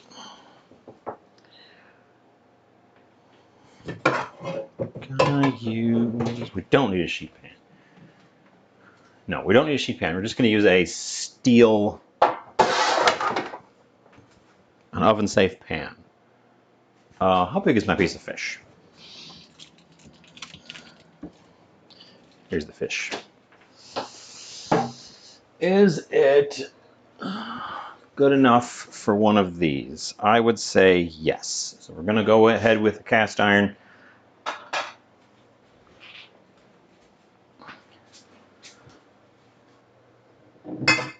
Oil it up.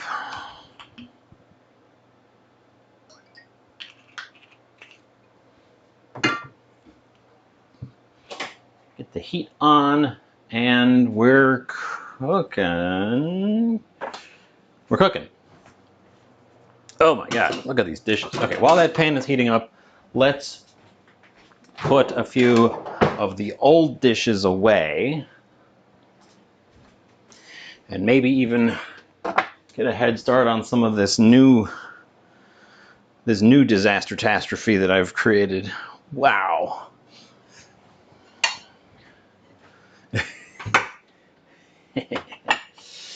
We sure have made a lot of dishes today.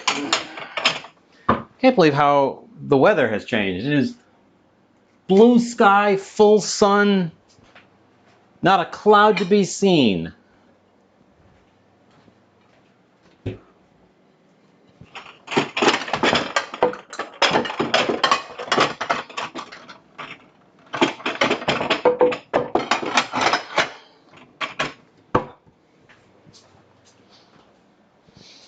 Okay, box is in the way.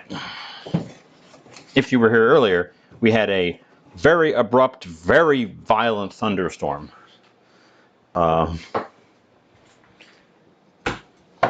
Very shortly after I went live.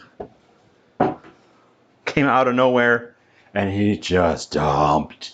It just dumped. And now it has gone away, and it is once again sunny. And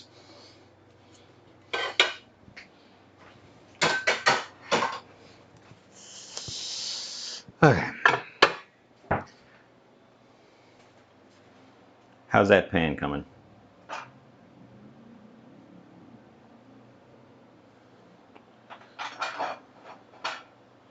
The oil is, you guys should be over here with the pan.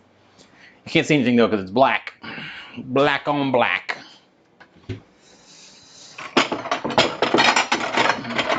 It does not need to be smoking hot for a piece of fish. So we're going to keep it down a little bit, but I want to make sure it is hot enough to get us quickly started.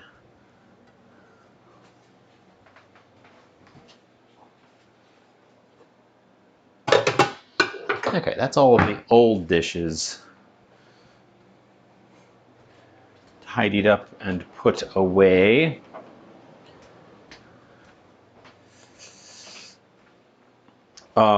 Are you hot? I would say yes. So let's retrieve our fish from its plastic bag.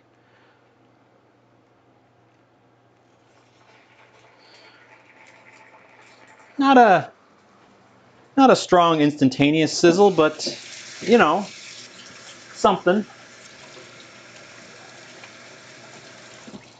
Didn't rinse off the fish. I want that marinade to kind of caramelize and crust in on the surface.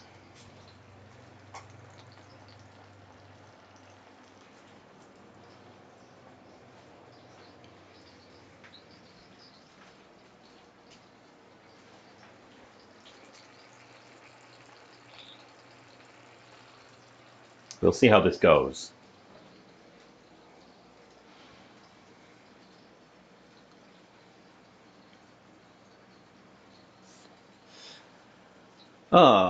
Let's put things away. Putting away, putting away, putting away. Oh boy. So, people who weren't here last time I asked, what are you having for dinner? Have I inspired you to make your own Tres Leches? Have I offended you into not making Tres Leches?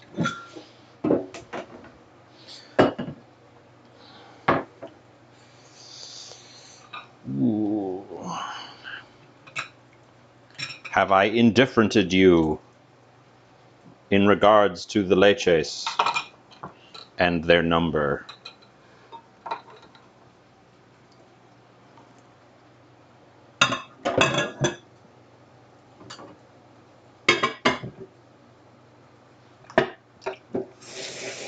Okay.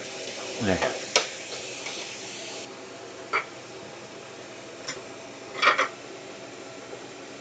We're saving the fish marinade. Everybody else is getting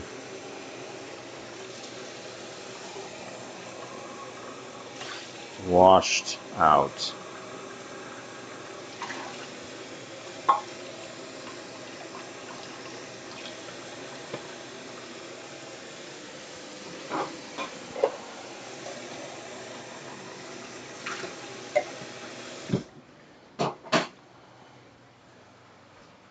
Oh, you want a piece of tres leches, but are you going to make a piece of tres leches? I want lots of things.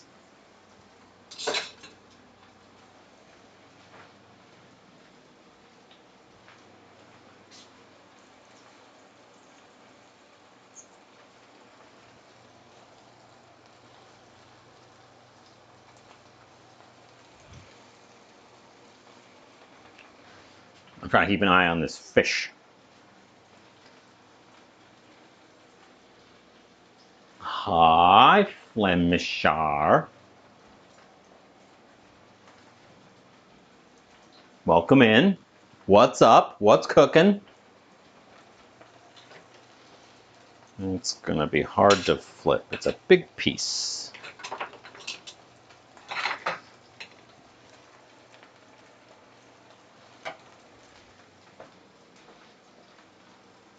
How do I clean my immersion blender blades? With a sponge, my hands in the sink. And I very carefully go around with my finger behind the sharp side of the blade, sort of push it around. It's a little fiddly. They're a little fiddly.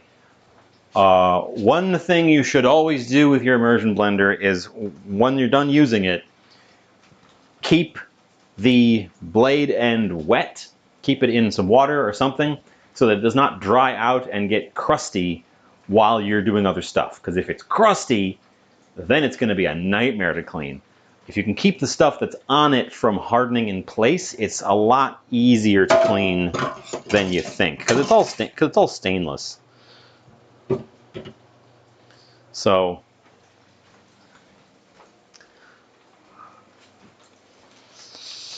I think I'm going to attempt to give the fish a flip.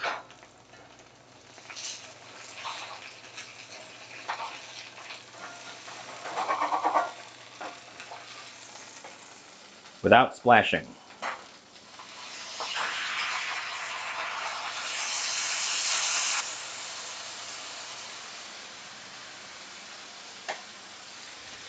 Looks good, looks good.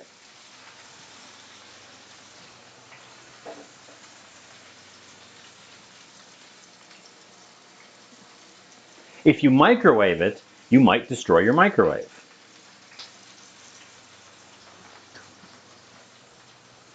Or it might come spontaneously clean. Probably one or the other of those things. Yeah, it looks pretty good, doesn't it? I was gonna try to glaze the top a little bit more, but now I'm tempted to leave it. Although I'm still tempted to glaze the top a little bit more.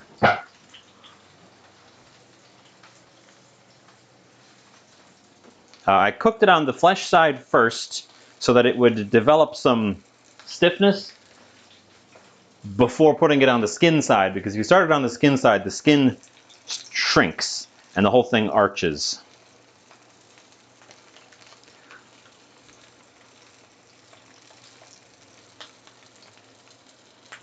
So I was going to do this.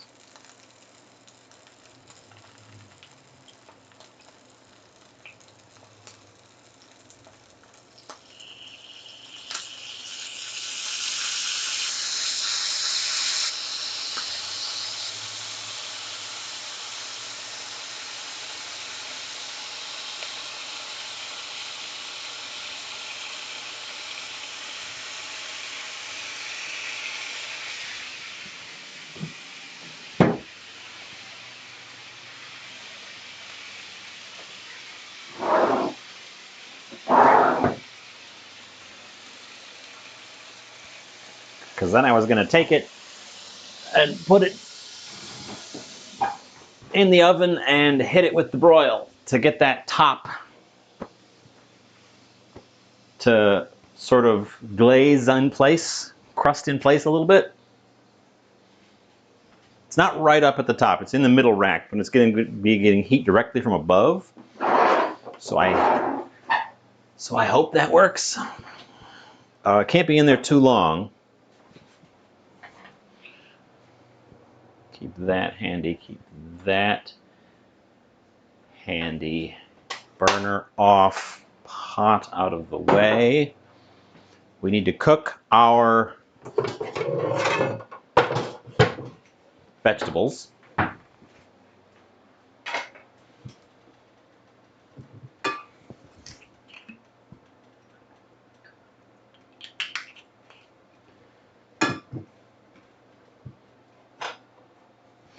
Oh, with the heat on.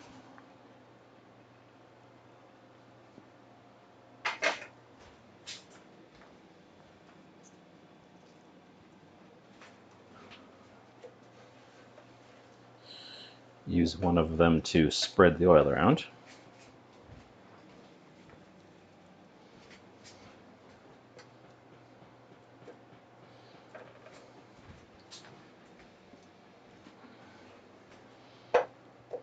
Okay, those guys.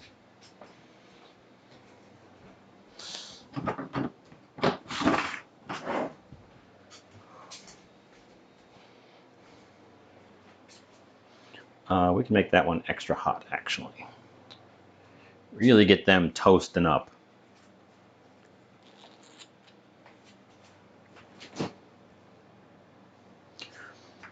I'm concerned the rest of what I have planned might not take long enough for the cake to finish drinking up all of its leches.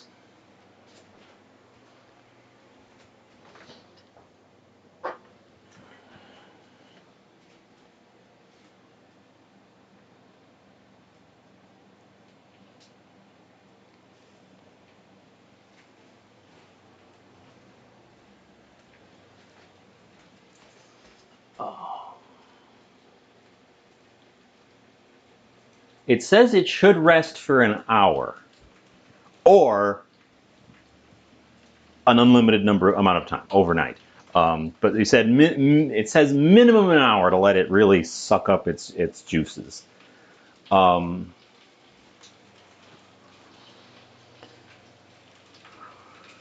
Which would be about 40 minutes from now. So that would probably put us, oh, it's going to be really close. Because between finishing this, plating, tasting, taking photos, all the steps, and then we got to make whipped cream to put on top of the cake. That should be just about an hour, I think, when we get through all that.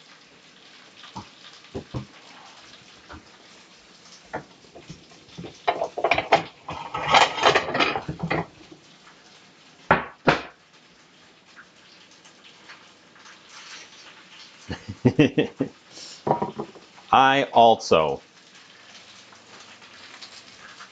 would that thing you just said.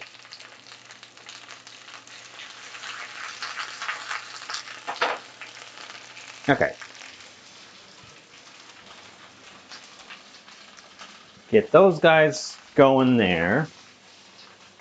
Peek in at our salmon every once in a while to make sure we're not ruining the top.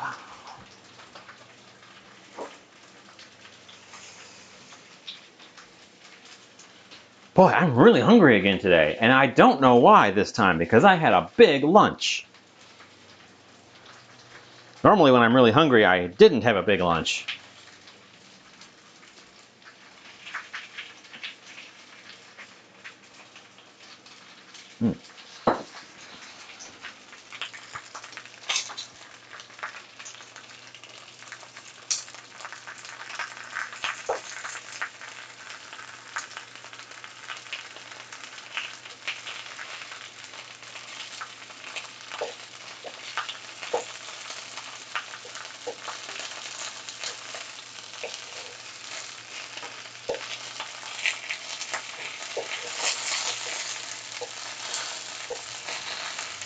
Okay. They have shrunk up enough that I'm willing to slide them to the side.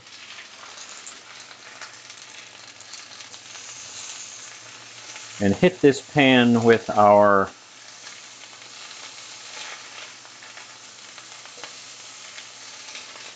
plum sections. I have been checking the fish. You can't see it because it's not near you.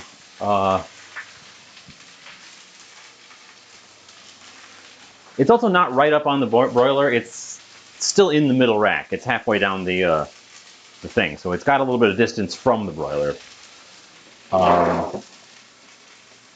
Or the grill, as I've been peeking at it every couple of minutes. Or not every couple of minutes. Like every time I walk over here and tend to the rest of this, I take a peek. I can pull it out so that I can see it in a little bit better light. Turn that off so it's not broiling my hands. I think it looks good. Oh, we're definitely going to need the pot holder there. It looks like this. The sauce on top is thickened but not fully hardened. It's a big piece of fish. That's a big piece of fish. We want to probably get it off the pan as well.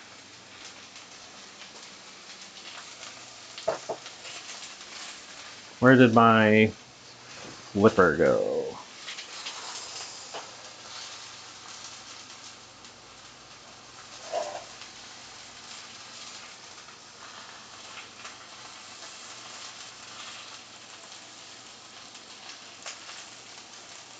Hot.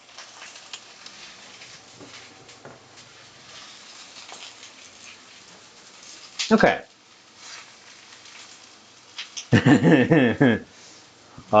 Yeah, they're mean little critters, those broilers.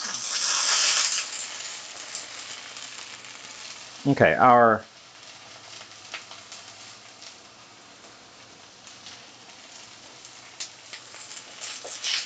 the insides of our bok choys are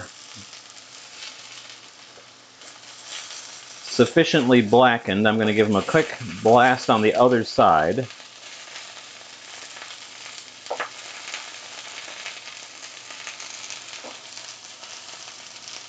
Ooh, and the plums might be a little bit too ripe for what I'm doing with them.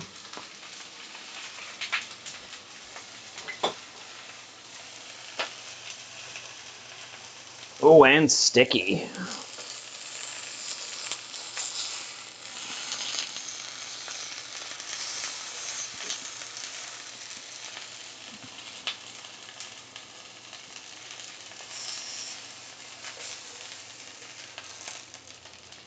Okay. That heat can go completely off. We've got a little bit of smoke coming off of where the plums started to caramelize and burn slightly. Yes, once again, I've made an ample supply of food. This piece of fish could easily have served two. If I'd split it lengthwise, that would have been two nice little servings. This is coming off the heat because I don't want it to keep burning. Come over to me on the counter.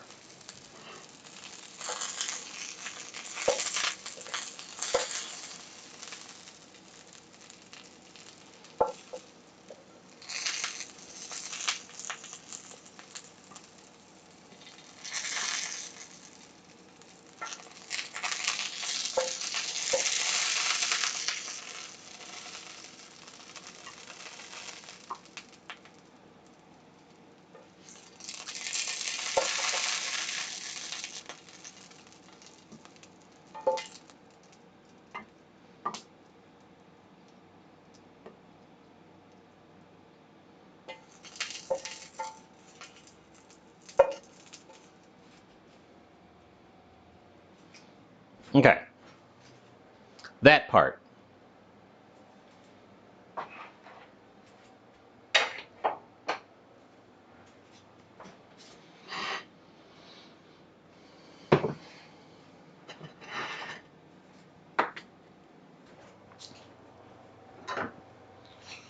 We're going to, I should have just put this fish directly on to the plate instead of transferring it twice. But, oh well. Damn it! Oh, it flipped! Come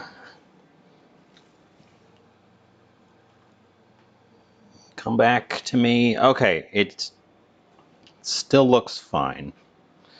We just have to clean up the plate a little bit.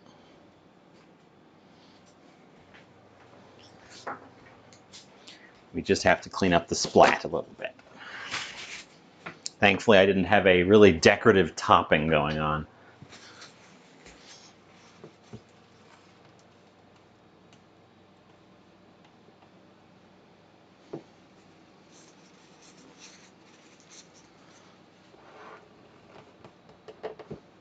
Okay, okay. Crisis averted.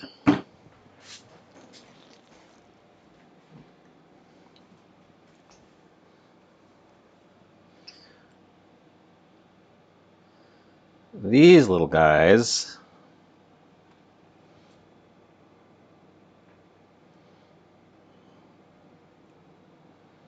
I think we're putting here? Or do we put them on top?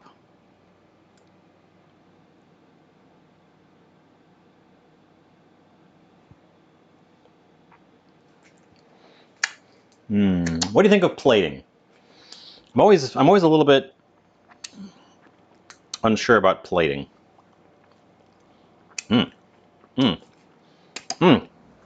Grilled plums are super tasty though.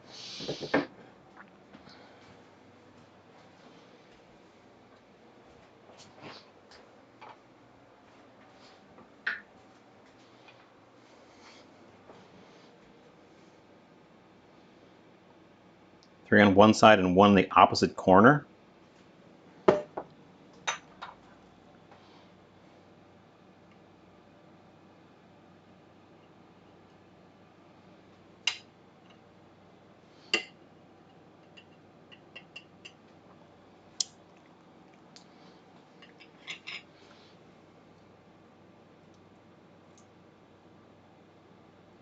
Kind of snuggle these guys up a little bit.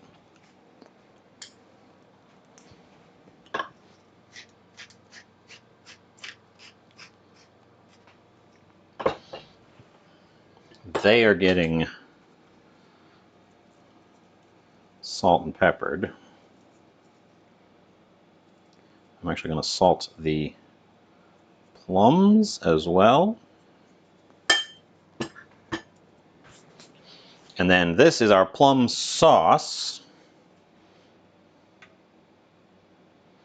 Now, before I commit, I was thinking a stripe lengthwise, but I could just do like a blob here that kind of dribbles into the low spot. Or I could do a stripe crossways, sort of connecting over to the back corner here.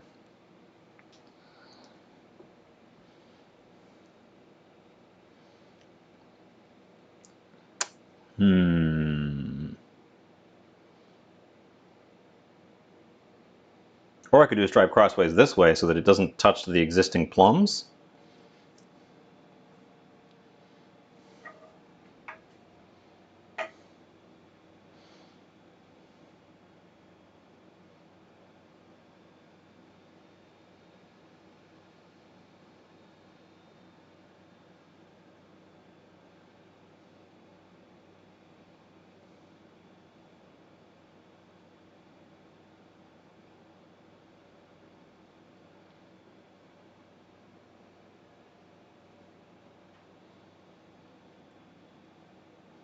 Crossways like so.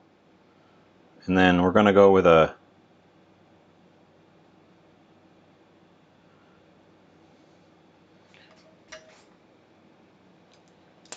funny little dollop in the corner. I don't know. Plating is not my strong suit.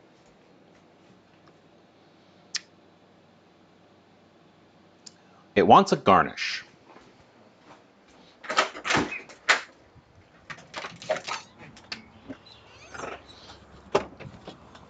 And I have just the thing.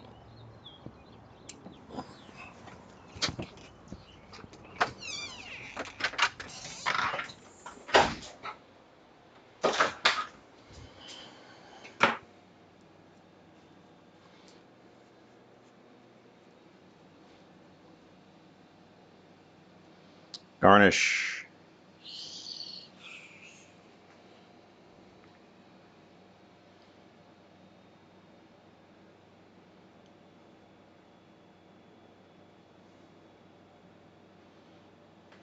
There. Sweet. Okay, I'm going to take pictures of this.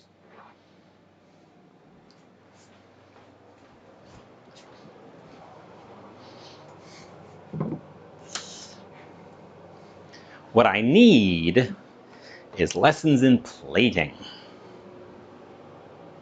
and portion control.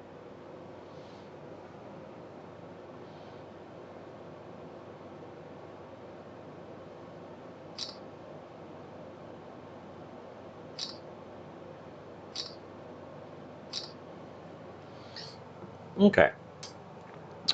Let's give this a tasteroo. I kind of expect I know what this is going to taste like, but also we're going to find out. I'm going to move the garnish. This is mint. Fresh mint from my garden, which I have a ton of mint. The mint is going crazy, as mint does. You'd run a fork through the sauce for plating?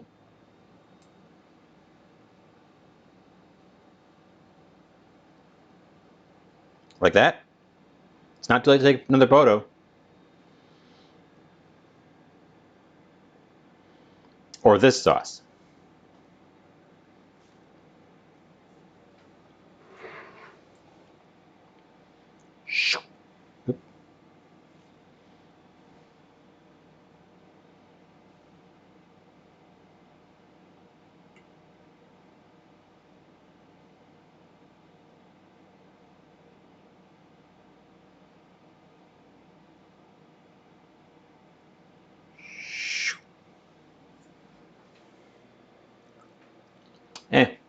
I'm not sure. I will take one more and I'll compare them when I post them. And you'll all find out together which one I preferred.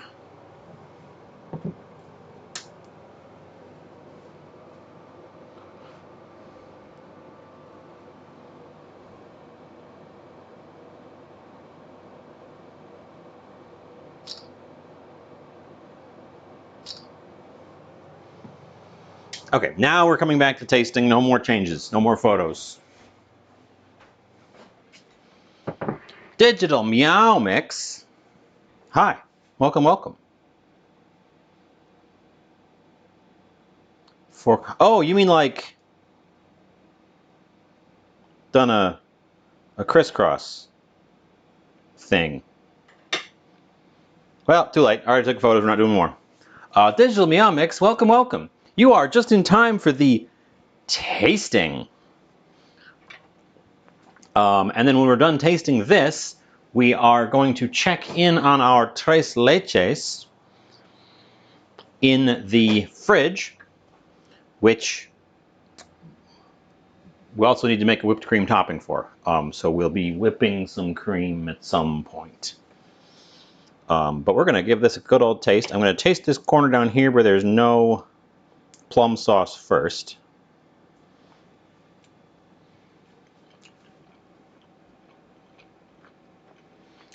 Ooh. Oh, wow. It picked up a lot of the sweetness from the marinade. And I suppose glaze. I poured it on top and toasted it in place as well. Ooh, it tastes... The texture is nice. It's maybe a little bit over. But the texture's still nice. Good and flaky. Not super dried out.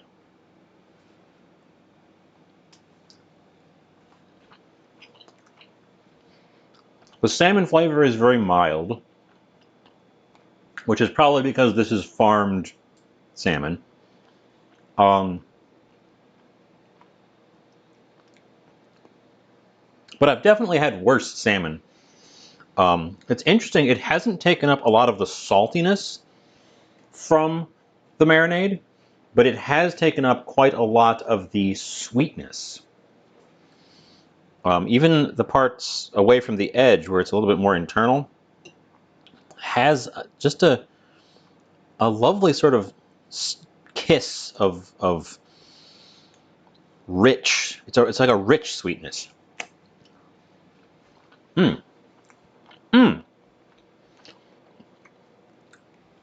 Well, let's try it with our plum sauce. I'm going to go ahead and take some from over here.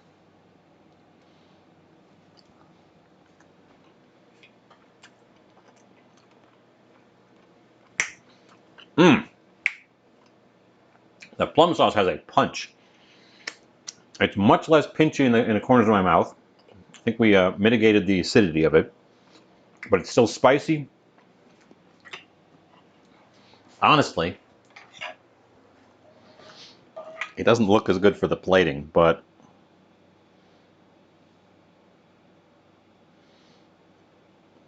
I'm going to put more on. We probably could have glazed it in the plum sauce and been quite happy.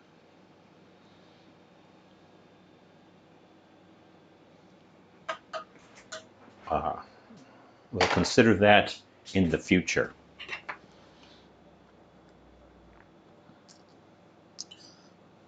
Would have given it a beautiful color, probably, too. Drop that one. Mmm. Mmm. Mmm. I think the plum sauce has also mellowed out a little bit just by sitting there. When I tasted it before, I think it was very fresh. And by sitting there a little bit, the edge has come off it, and it's less up in your face. Also, just having it on something instead of completely by itself, big difference. I need a knife, because I did these bok choys decoratively. I suppose I could try one of the small ones. Now this is just salt, pepper, and olive oil, so I know what that tastes like.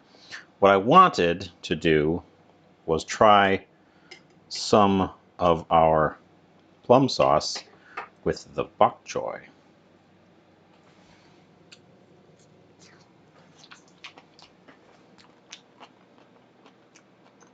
Mmm. Mmm.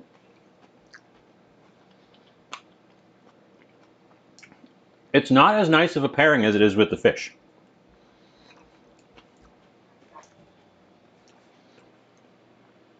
I think the fish, because it's with a bit of a fatty fish, helps mitigate some of the punchiness of the sauce, because that bite I just had was a lot more punchy again. So I think it actually goes super well with the fish specifically, which is nice. Honestly, I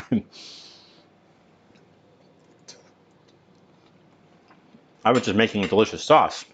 Turns out it pairs really well with the specific meat that I selected.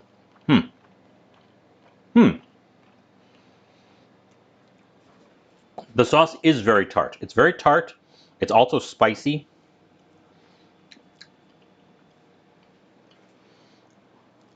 It has, adding that extra sugar, extra syrup, right at the end has taken off, because remember when I tasted it over there, it was like pinching the corners of my mouth. It was really sharp. I think the added sweetness has taken that off, but it is still quite tart. But it goes really well with the fish. I really like that combo of that really assertive, sharp sauce with this mild, sweet fish. The salmon is, again, took up a lot of the sweetness, because our sauce was consisted of soy, hoisin, sesame oil, and chili oil. And the hoisin's the only thing in there that would impart sweetness. Very tasty. Very tasty. I'm also hungry, so that's helping. Finally, we're going to taste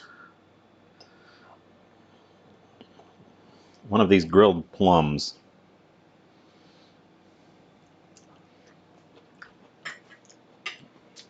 Tastes like a plum. But with a little caramelized edge to it. I think these plums are too ripe for grilling. I couldn't leave it on there long enough to really develop the flavor without it just disintegrating. I think you'd have to get some harder ones to cook them properly like that. Although them being super ripe made it very easy to blend them into, to blend them into the sauce. All in all, I'm very impressed with the salmon. I'm less impressed by the pairing of the bok choy with the sauce. But I am big impressed by the sauce. Bigly impressed by the sauce itself. I feel like it would pair well with other things.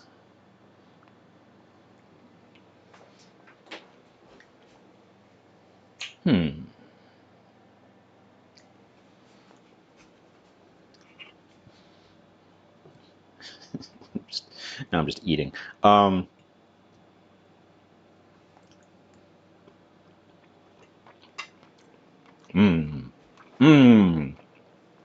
Okay.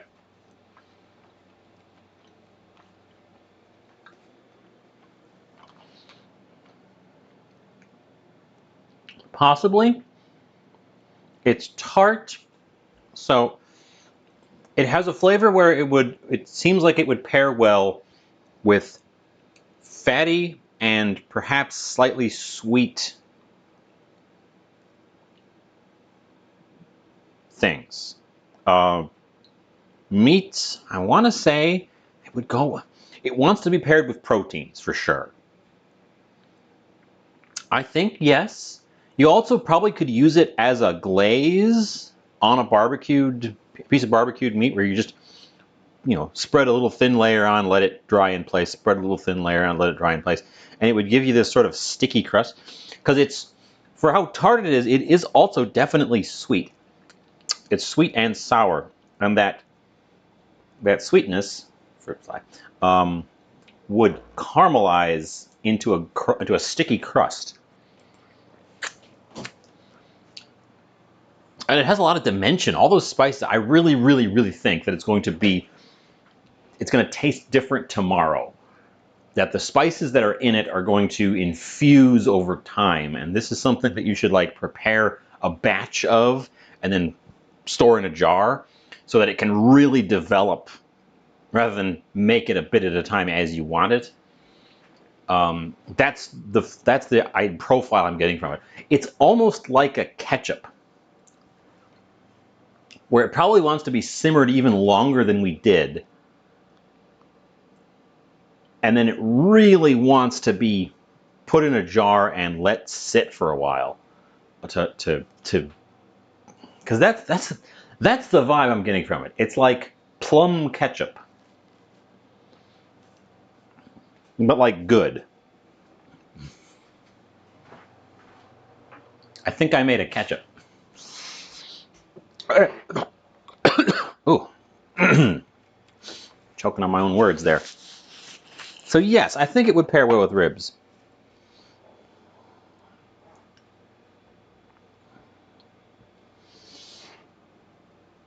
We're going to set it aside now,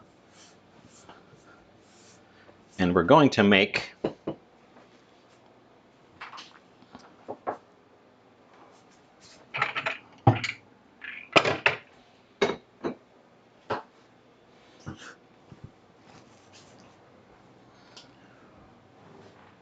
one more thing.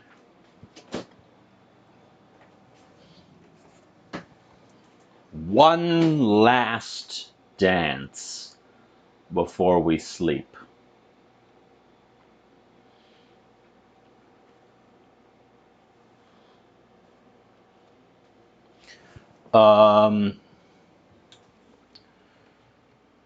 This wants to use cinnamon topping. I don't think I have that much cinnamon to do a topping.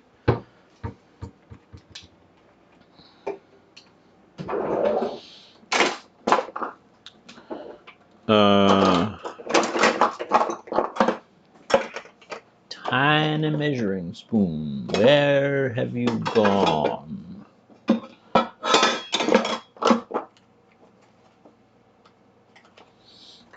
Well, that's a half teaspoon, right? Yeah. Weird measuring spoon.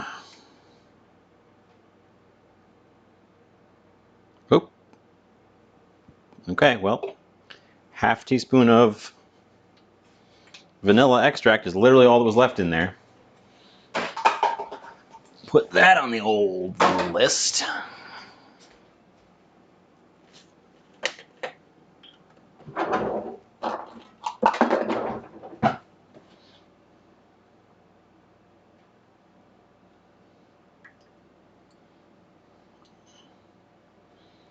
And then we're just going to kill this too. Okay.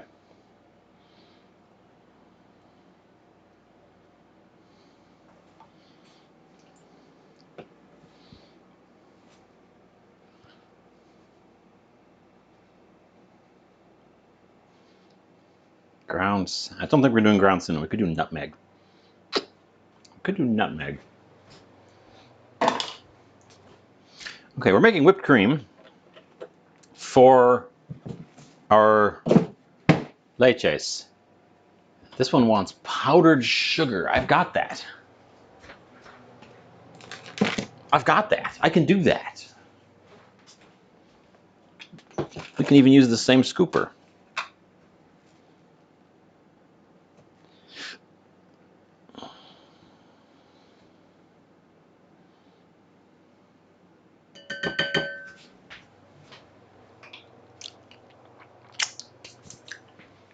Okay, okay, okay, okay, okay, okay. I have to stop for a moment and wash the beaters.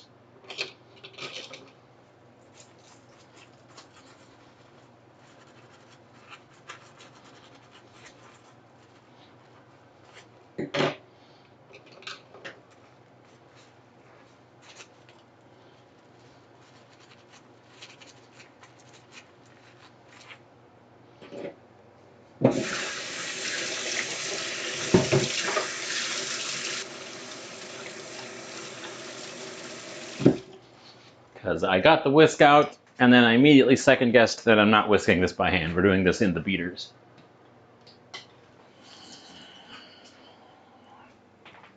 Because that should be just about the perfect timing. Yeah, by the time I get this whipped up, it'll be just a few minutes short of an hour in the fridge for our cake. So we can check in on it, take a slice,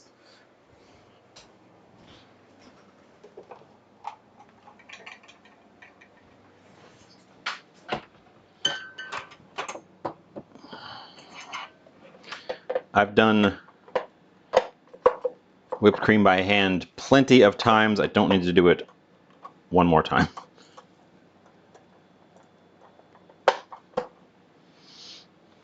Okay.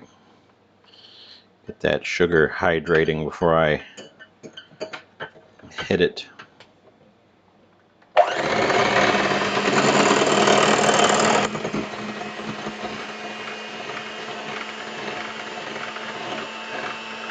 Ready Whip. Ready Whip has its place, but it's not as good.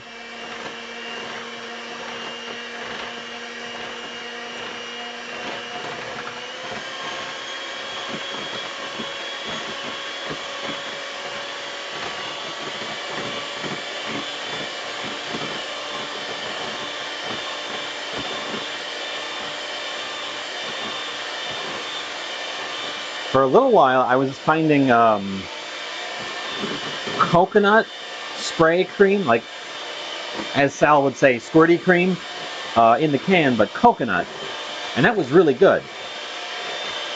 And then they stopped carrying it. I guess it didn't sell very well.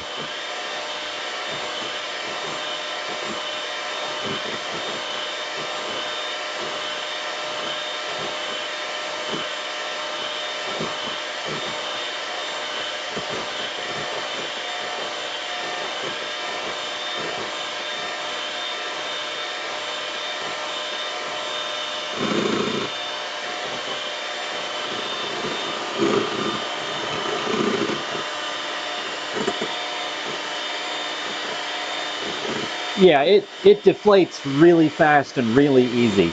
And that's partially just because of the way those cans work. They don't really take the time to beat a structure into the foam. They just force it through a very, very, very thin nozzle. So it doesn't really have any choice but to form a foam. But that means it also deflates much more easily and faster.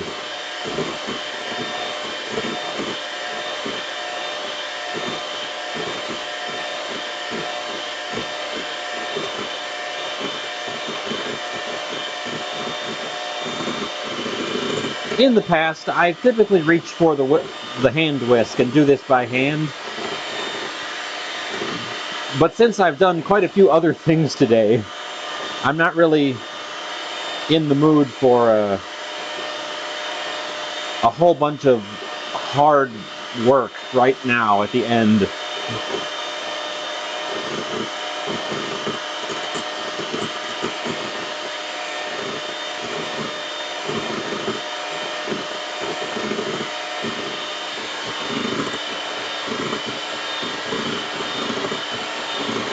I also did this with eggs once.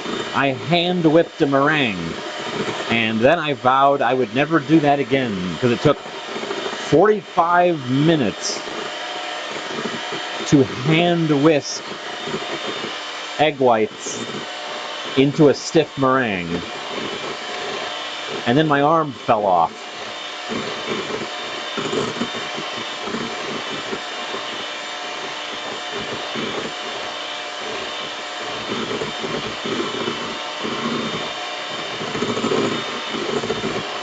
Sorry if I sound a little shouty. This is very loud for me. I know that the sound gating is pretty good at filtering it out, so it's not deafening for you. But I'm sort of shouting over it because it's kind of loud for me.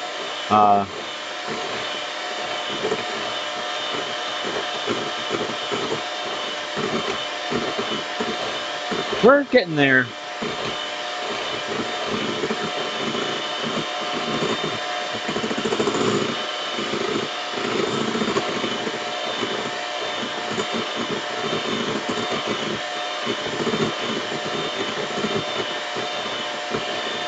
We want stiff. We want a nice, stiff, glossy whipped cream.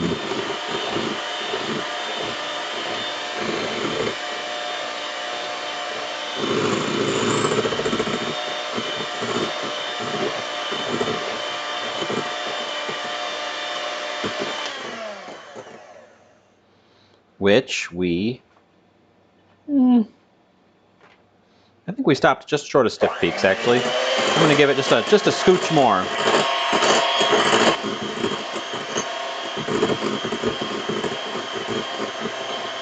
Okay. Now those are stiff peaks. Stick straight out.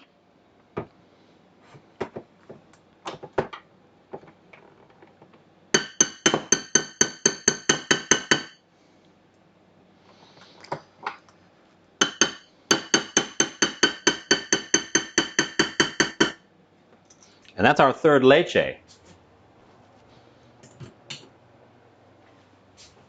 Which, if my math is right, is all the leches.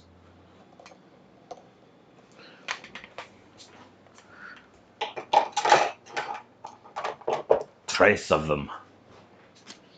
Okay, this is moving out of my way.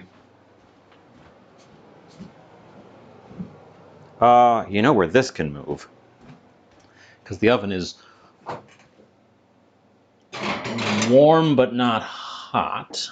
I can just prop it in there with the door ajar to keep it warm while I work away. And that takes us to 1 minute short of where I looked at the clock and said it needs to be in there for an hour. So, out comes our cake.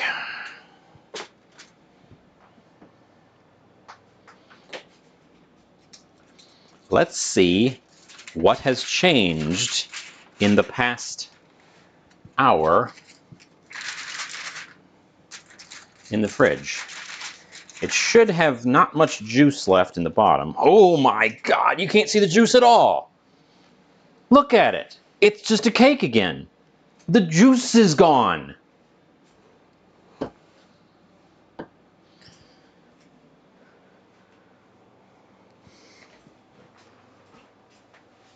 I'm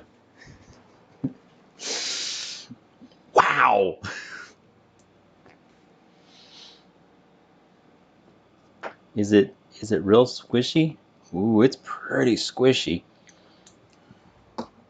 If I tip it, is there any juice? There's no juice. It has sucked up all the juice. Now you're supposed to whip cream the whole thing, dust it with cinnamon, and then section it out. So that's what we're going to do.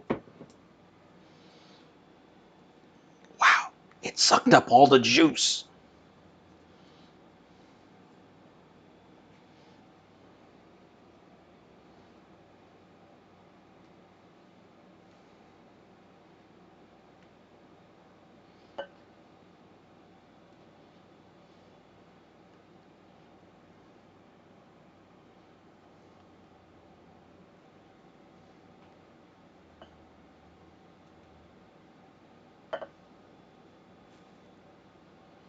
I honestly thought we were going to pull it out of there and it was still going to be soup.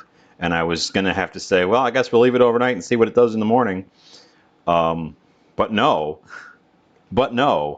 an hour was in fact all it needed.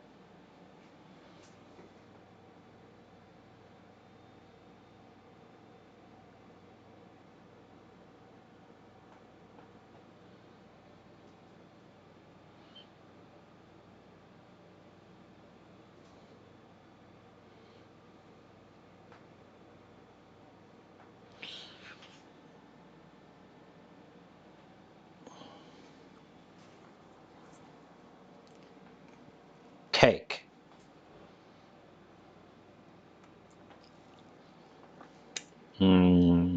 That's just whipped cream. Oh, that's just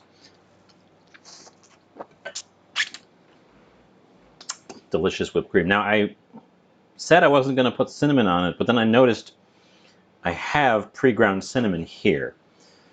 So I can, because I don't have to grind a cinnamon stick to do this. I don't use pre-ground cinnamon, so I didn't think I had any, but I noticed it on the shelf. Do I have a sifter? Not the right kind of sifter.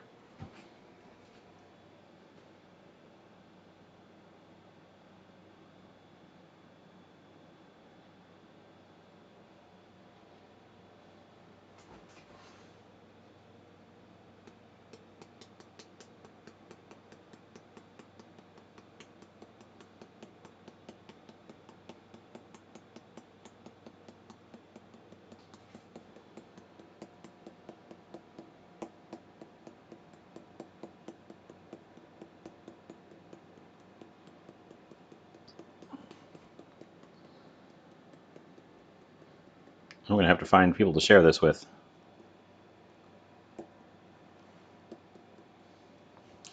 have to hunt down people to share. I'm going to mug people on the street and give them pieces of cake. Hey, you, have cake.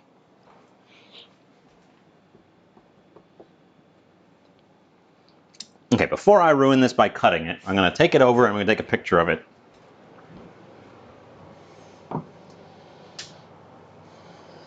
As is, but then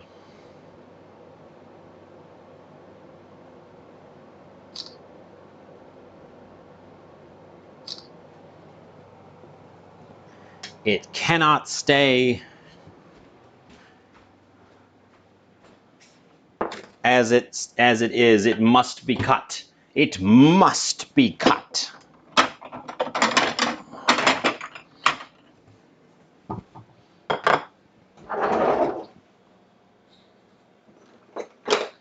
Pastry knife.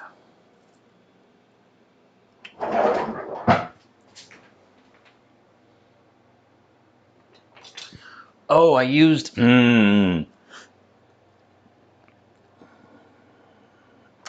my straight square spatula for the plums. So I'll have to clean that really quick because it has to be here.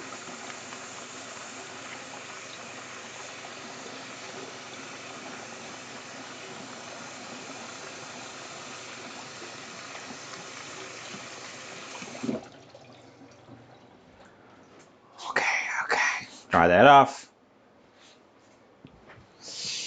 This guy, because he's straight and he's got an actual square end for like taking sections out of stuff.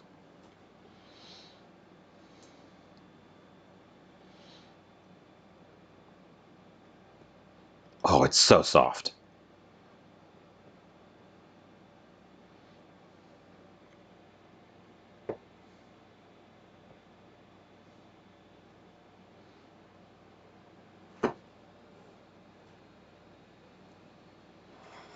Oh, it's so soft.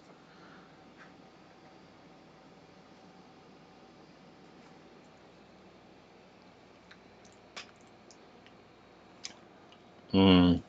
Mmm. Mmm. Mmm. You cannot see it from your side, so I will bring it over here.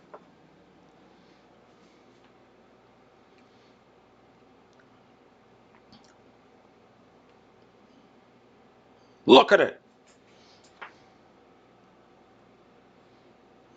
Push it to the middle of the plate.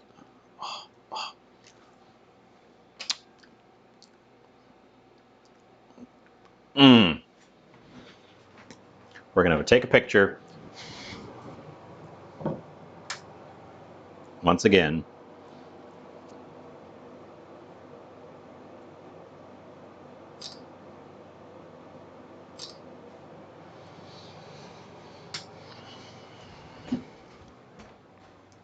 But my goodness. Even just the little licks on my fingers. I can tell you this is gonna be a good one. Mmm. Okay, the taste. The all important the taste. Oh, it's so soft.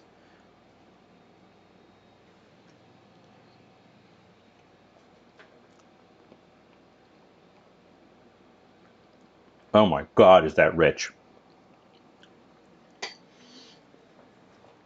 But still somehow light. It's it's airy. Like it's a sponge cake still. It's just that half the sponge is full of delicious sweet milk juice. The juices. Oh, but it's so soft.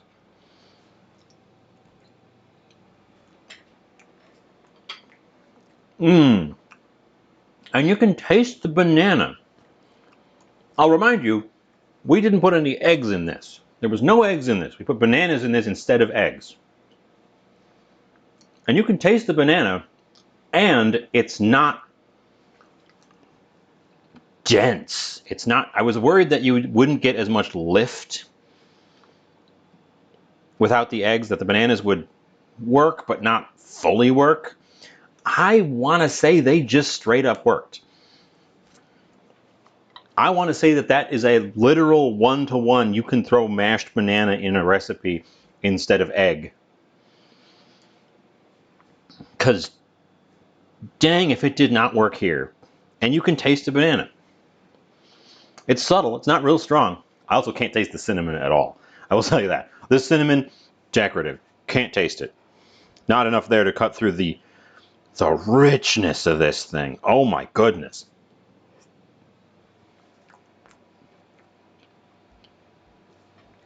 Mmm. Mmm. No, that was, you weren't here at the start. That was our conceit. I have a lot of bananas and they're very ripe. Here's some more bananas. So I was looking for something to do with bananas, and I came across that bananas can be used as a substitute for eggs in baking recipes. So our sponge cake here is a standard cake, standard yellow sheet cake, and I just said no egg, banana instead. And darned if it didn't come out beautifully. So I guess we've learned something. Keep that in mind. I doubt it'll work in like every situation, but it sure worked here. I don't think you can make an omelet out of a banana. Mm. Mm. Oh, wheat former. It's so good. I want to give you a piece. I want to Flemish. I want to give you a piece too. Oh my God, is it good? It's so rich. We're just saying how the banana worked out perfectly, just beautifully. Mmm. I'm gonna have to share this with people because there's too much for me here. Um, but, but, but, it's a winner. It's a winner. Gosh, and it wasn't even.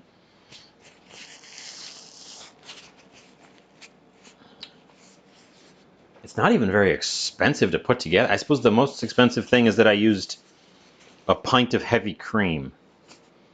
Because what, 2 bananas and 2 of those little cans? I could probably. Oh boy. I think I'm going to give myself a heart attack if I eat too much of this, though, because it's so rich. Rich and yet light. Not heavy, not dense. Light, fluffy. Ridiculously moist.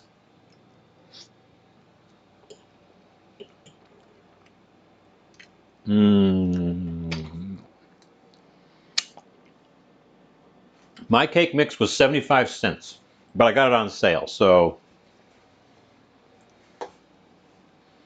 75 cents. But you could probably do this from scratch as well.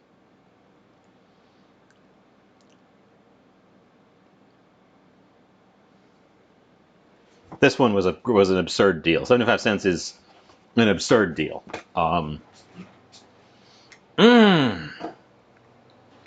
Next time we'll make a sheet, just like a sponge cake from scratch, rather than using a mix, and it'll be my only thing I do.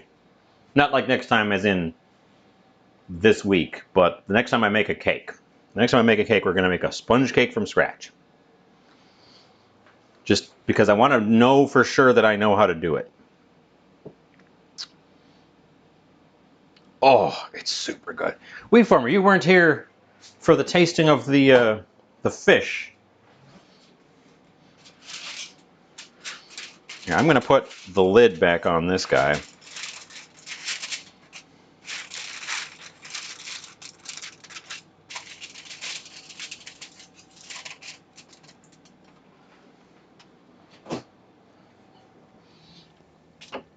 Put the lid back on that guy. We'll see how well it holds up to storage.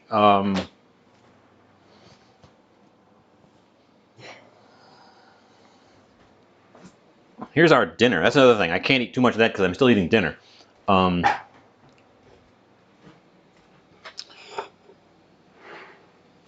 Salmon with plum sauce. The salmon and the plum sauce pair beautifully together. The plum sauce, on the other hand, does not really pair well with the bok choy. The plum sauce definitely wants to go with a fatty protein, like salmon, which is an oily fish. Not so much with a vegetable. So kind of learned that. I decided that it's essentially plum ketchup, which is fun. And I just put it in the warm oven to keep warm while I was finishing off the cake. After doing a quick tasteroo. Still warm. Okay. So, let's slide it back up to my face. Here, there's my face. I want to get to this since it is still warm while it's still warm. The cake is either going to be good or it's going to be... the whipped cream might deflate as it sits there. Hopefully the fridge will keep it relatively stabilized. And I have such a mess to clean up, which means we have to get moving. So I am going to ship us off into the yonder. Let's see who's on. None of those recent follows are on. That one's tagged mukbang. I don't think we're going to go for a mukbang.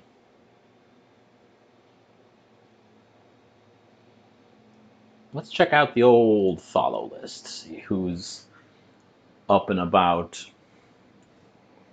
Bopper? Boy, I haven't seen Bopper on in forever.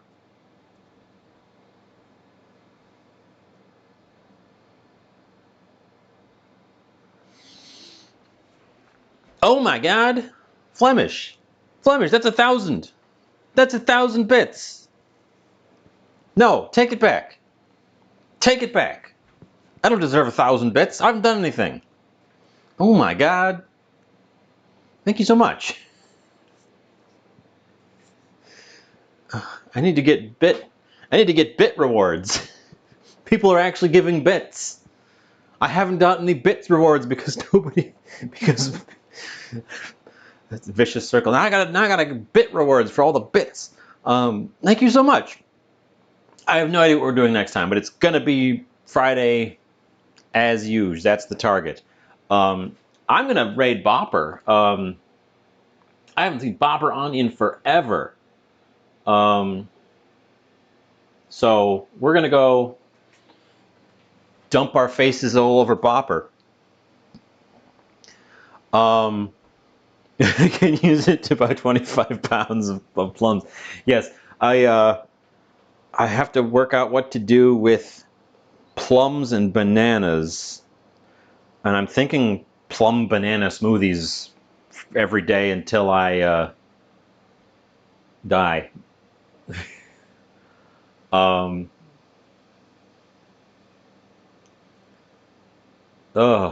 my God, I have so much food right now. It's crazy. Thank you so much for showing up, for sticking with me for all this time. We're kicking off my 3rd year in this godforsaken hellhole. With all you devils. The time has flown. The time has absolutely flown. And I'm so glad that you're here with me. It's so nice to have people show up and chat. I still remember my very first stream where it was me and one person who was one of my real life friends who just was supporting me. And it was a bad show. So yeah, we'll go say hi to Bopper. I will see you next time. I don't know why I did that. I never do that. But